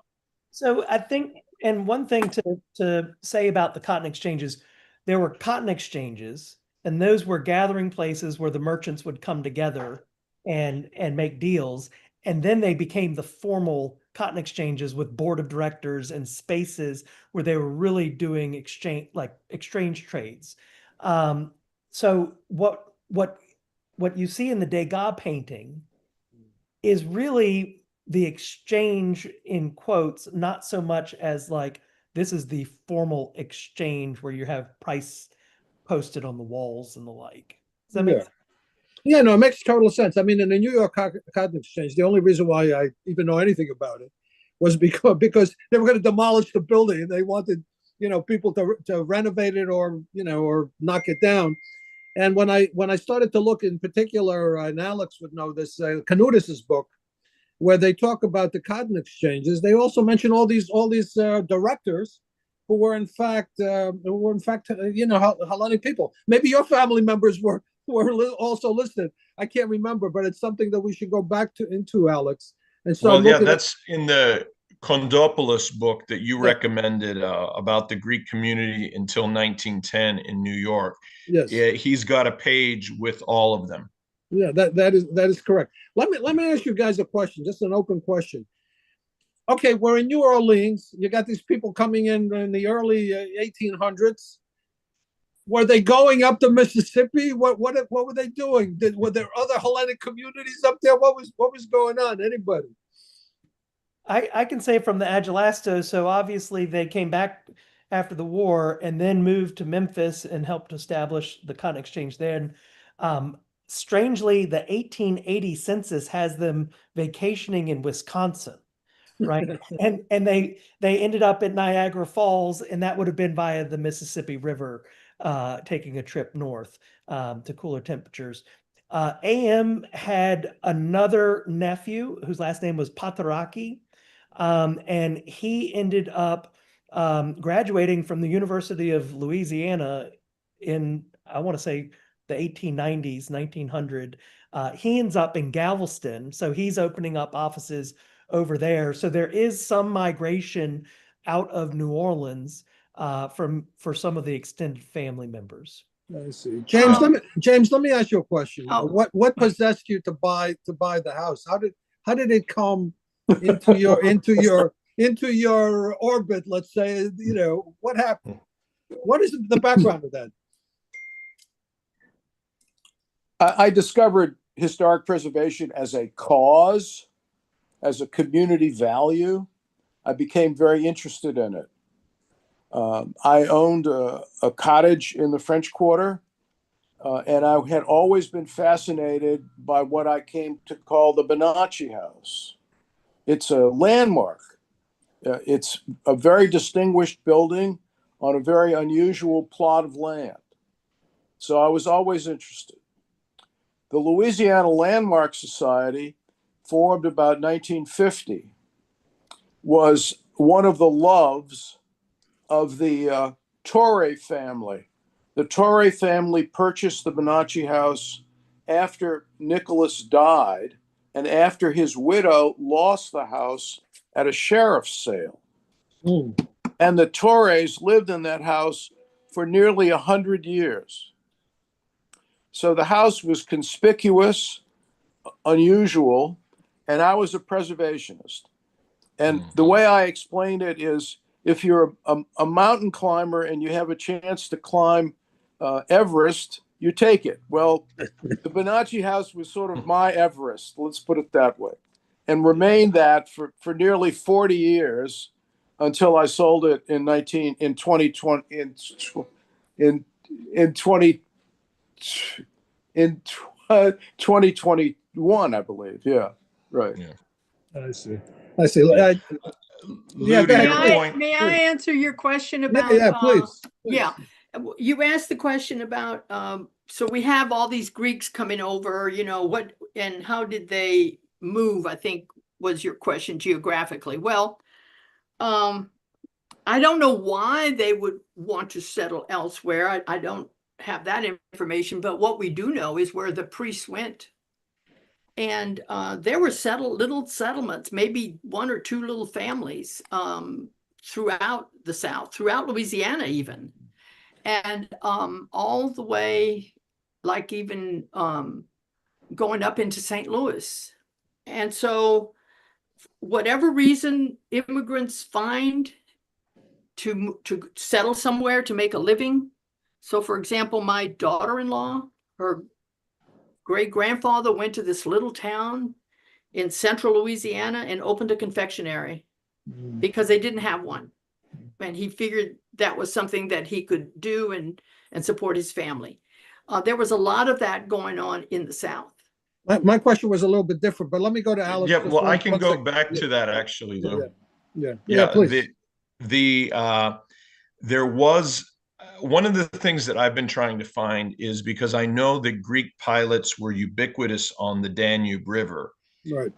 is trying to find Greek pilots on the Mississippi. Exactly. Thus far, I've not been able to. Well, but what I'll I can't send you the names. What's that? Sorry. I can send you a couple of names. Okay, you're on. Maggie, I love this. Because that was really my question. My question was, okay, they're in New Orleans, they're moving around with boats, etc. A lot of them came from seamen, etc. Why weren't they going up the Mississippi? Who was going up the Mississippi? Well, it had to be Greeks. So, but I'm the curious. fourth Greek consulate in the United States was in St. Louis, precisely because of what you said. Right. And that was right after the Civil War. So there was a Greek presence in St. Louis. There were some very prominent Greek business people. Correct me if I'm wrong, Parker. We had an email exchange about that. I think that the consul in St. Louis was a kinsman of your ancestor as well. I'd have to go back and check. But I'll look as well. But the answer to your point is that there certainly was Greek commercial activity upriver. I mean, the most obvious example is immediately post Civil War, Parker's ancestor, who was working in Memphis, but also a lot of the first Greek settlement in Chicago didn't come via the trains. It came up the river. So the answer certainly is there. We just need to find it. Well, I think we'd have to explore that, guys. I mean, this is like a very important issue. In terms of St. Louis, at one point, I think it was the fourth largest city in America. Correct. Spiros Skouras, and his brother, they landed in St. Louis. There must have been a bunch of Greeks. Usually Greeks go to where other Greeks are. So Yeah. there must have been a bunch of Greeks over there. Any questions by any of you to other panelists? And any questions to anyone? Yeah, I'd like to ask Parker. So Parker, I know you and I discussed this probably by email. I don't remember if we talked on the phone, but right now I'm kind of on a mission to figure out how Paul Pandeli might be connected to the merchants, because he owned 2 plantations. And if he were growing cotton, it made sense to me that he would in fact be connected to the merchants who were buying it. And the name is just too coincidental, I think. It shows up in your family tree, and then by golly, here's Paul. He shows up in New Orleans before the massive, not massive, but before the nice merchant group of people who showed up. He was there before, and marries the first Greek's granddaughter. So how do we find out about my Pandeli in relation to your Pandeli? What I hope to find out is, where were these plantations? What did they grow? Are there any commercial records? Who did he sell to? Because that would be a connection that no one has made to this day. That little early colony, the Venetian / Anglo / Greek people, and then the merchant colony. It's a good question. I don't know much about the Paul Pandeli and what his English roots were, why he got to England to then come to New Orleans. I have that his father's name was Nicholas. That's a don't know. Paul's father. Paul's father was Nicholas, and they say that his mother was of some English descent. Mm-hmm. Now, I don't know if there's a family connection, but one of the things that I've kind of alluded to with Alexander before is, as the Greeks moved and migrated and they were these merchants, they did find ways to marry into class. They found ways to marry to solidify relationships and important political purposes. So, for example, Banaki's daughter is marrying Botasi, who's been the Greek consul for 30 some years, right? So you're establishing these alliances. Could that have been carried through here? Very likely, but I haven't made a direct connection. Strangely, the Pandeli genealogy is all in a book called Some Important Virginian History or something. Yeah. So you have that, and how it connects back to Virginia, I'm not even clear. I've seen that book. Yes, it's interesting. Let's just put it that way. Yeah. Right. Well, the other thing about Pandeli is that it's also a very popular Greek first name, Pandeli. Pandeli, yeah. So Pandeli is a middle name. Depending on which particular naming traditions the family has, it could be the dad's first name. So that and that's how the Agelastos were. So they took the father's first name as the middle name. Right. Spouse took the husband's first name as a middle name. Son of, wife of, kind of traditions. That carried forward all the way until Alexander Michael had children, and their firstborn they named Peter, which there was no Peter on either the Agelastos side or on the Mavrocordato side.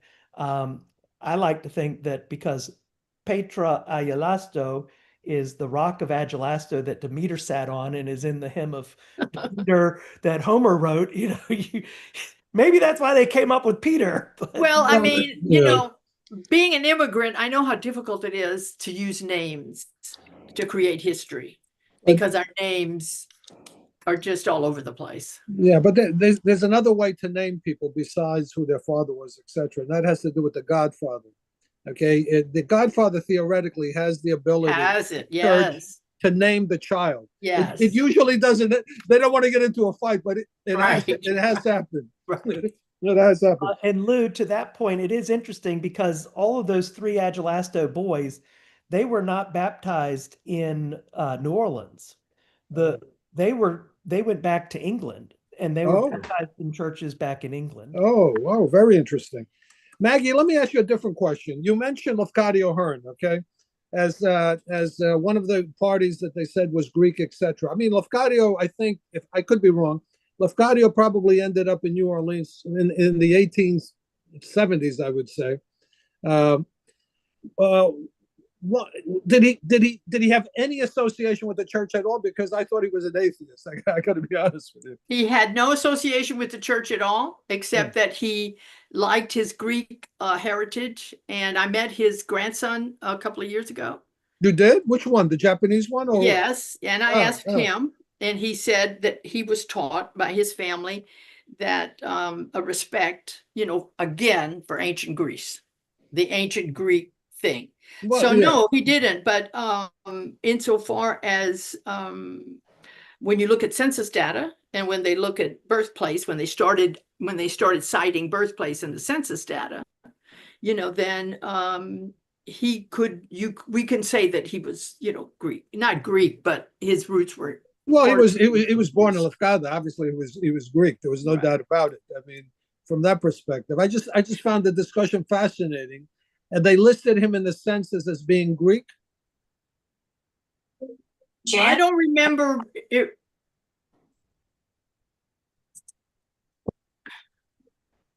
Maggie, I can't. No, I was looking at Jim there for a minute. Okay, he's all right. He's okay. He's okay. Okay. I don't know. Anyway. Well, I think we're going to wrap it up if it's okay with everyone, unless there's other questions, panelists to panelists. So what I'd like to do in the wrapping up is just hear, you know, I'll go one by one and just get some final thoughts from all of you. So I'll start with Alexander. Some final thoughts about this fascinating discussion. This was fascinating. All right. Yeah, I'll be very brief. First of all, I want to thank everyone, you know, most specifically Jim. We, you know, wish you a speedy recovery. What I tell you is, you know, you find out how much you don't know when you get into a subject as vast as this. And, you know, I started thinking I knew a lot more than I did. And the great thing about the way these programs are set up is it's a great learning experience, not only for the audience, but for the panelists. So I'm grateful to one and all of you for what I've learned. I've filled up a green book, so I keep, you know, going down and writing something. So I will be abusing your intelligence and hospitality further with more questions. So that's just a heads up to everyone. I think this is just the beginning, Alexander. This is just the beginning of the exactly. And I thank you very much. And as always, Lou, for being the driving force behind this. No, thank you. James, again, thank you so much for being with us. I mean, it's absolutely amazing. We're all quite frankly kind of shocked that you were able to stay with us, you know, and come on board with what you went through. Some final thoughts, concepts, ideas, anything? Well, I'm primarily interested in the history of New Orleans at the time that the house was constructed and Nicholas Bonacci's role in all of that. And I'm trying to write a monograph that would summarize it. And in my opening paragraph, I characterize these journeys of these Greek merchants like the Odyssey. Because after all, Homer was a resident of Chios, as I understand it. And the diaspora of the Greek merchants and how they apparently almost always landed on their feet when they moved to a foreign shore, and as was said earlier, married local people and solidified their position and were accepted. And I mean, it's just a remarkable example of resourcefulness and adaptivity or adaptation. And that's all I've got to say. Thank you so much, James. Parker, some final thoughts? Yeah, I'm constantly amazed at learning more from everybody. I want to send, we have some icons that have been passed down in the family. I want to send images to Maggie and say, what do you know about these things? It's amazing to me just what these Chios merchants were able to do. And I said this to Alexandra the other day, and it kind of goes to what Jim just said. You know, so many of these families escaped the massacre. Not everybody escaped the massacre. And the trauma that that created in these families' lives, and the fact that within a generation they've picked themselves back up. They are again leaders in innovation and mercantilism, and the fact that that bond of the massacre has kept many of them together. And you just meet somebody of one of these families you've never met before, and you're talking the same story. And the fact that here 200 years later, you know, we still feel a bond to that as part of our identity. Thank you so much for that. And in your discussion, when you were talking, in particular about the Raleigh brothers, you know, from Chios, there were various orphans. Some of the orphans actually, not only from Chios but other places, came to the United States early on. Two of those orphans were Raleigh brothers.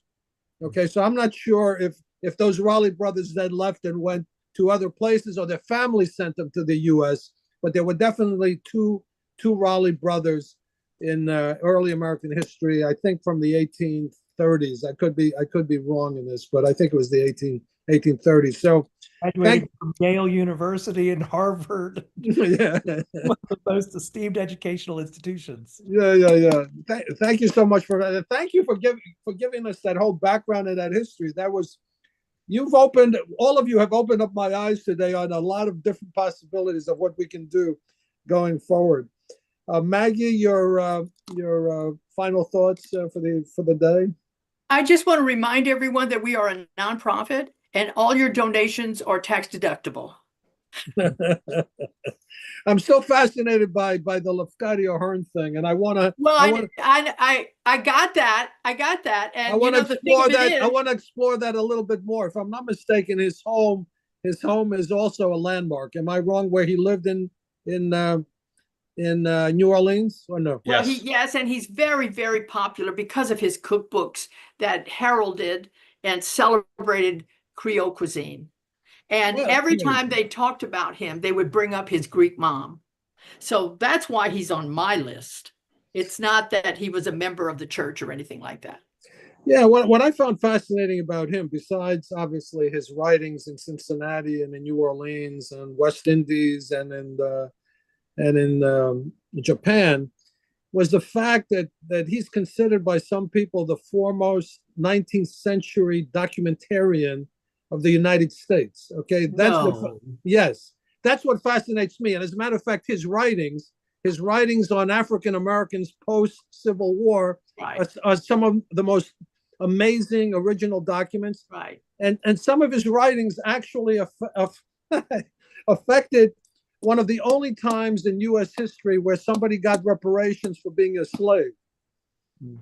I did not know that. Yes, I do know that what I have read, I've loved of his, you know, and can I just, oh, never mind. We don't have time. No, go ahead, mention it. All right. So when we were doing our very, very first exhibit, and the name of the exhibit was The Reunification of the Holy Trinity Community with Its Artifacts. And we had to, all these volunteers, the youth were involved because we had so much stuff. And the Historic New Orleans Collection loaned us display cases, and someone who was a museum designer let us pay him $10 an hour so he could help us put up stuff. So we created one big, huge placard on some of the really early, historically interesting Greek New Orleanians. And I had a picture of Lefkadio with his wife. His black wife? Which wife? Japanese. Ah, His the later Japanese wife. The later wife, yeah.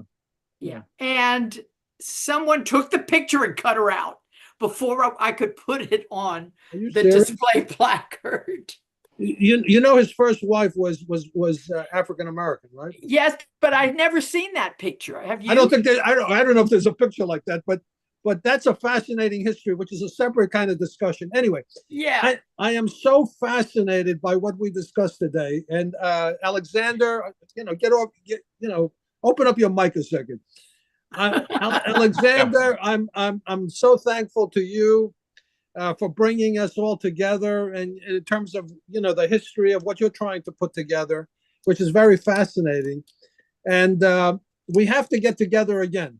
Okay, I'm not sure exactly when, but we have to get together again Okay. and go a little deeper into this. I'm really very interested in that early history, Maggie, in terms of those first people that came over on the ships, and the ships were sold, and all the rest of that type of stuff. I'm very fascinated. Well, there's a lot of stuff for you to read that, that's original, the root documents. But the problem is that we need historians now to do even deeper research, and we need someone to sit down and literally create a list, because the census data,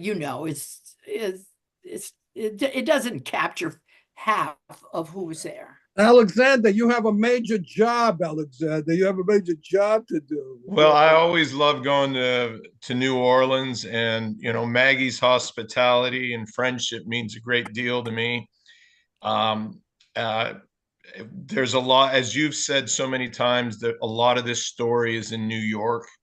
And beyond that, again, I have to thank Parker for introducing me to his Argenti family, because there's a lot of Argenti information in New York. I was grateful to visit the Argenti estate with one of the descendants. So yeah, I anticipate there will be quite a bit of travel in various locations. So and I'm always looking for a travel companion, Lou. So if maybe we'll go together. I agree. Yeah, I'm kind of fascinated by this whole thing.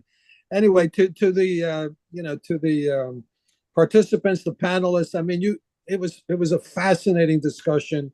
We learned a lot. There's a lot more we have to learn. There's a lot more we have to talk about and collaborate with. And to the audience, thank you for being with us. Our next panel discussion, I believe, will be on the Council of Nicaea.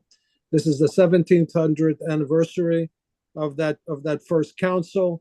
So to the audience, just join us for that. And meanwhile, thank you to our panelists. You were all great. Thank you for being with us today. Thank you. Thank you so much, everyone. Yeah. Have a great week. Get well. Good night, everyone. Thank you. Thank you, James, Jim. yeah, All the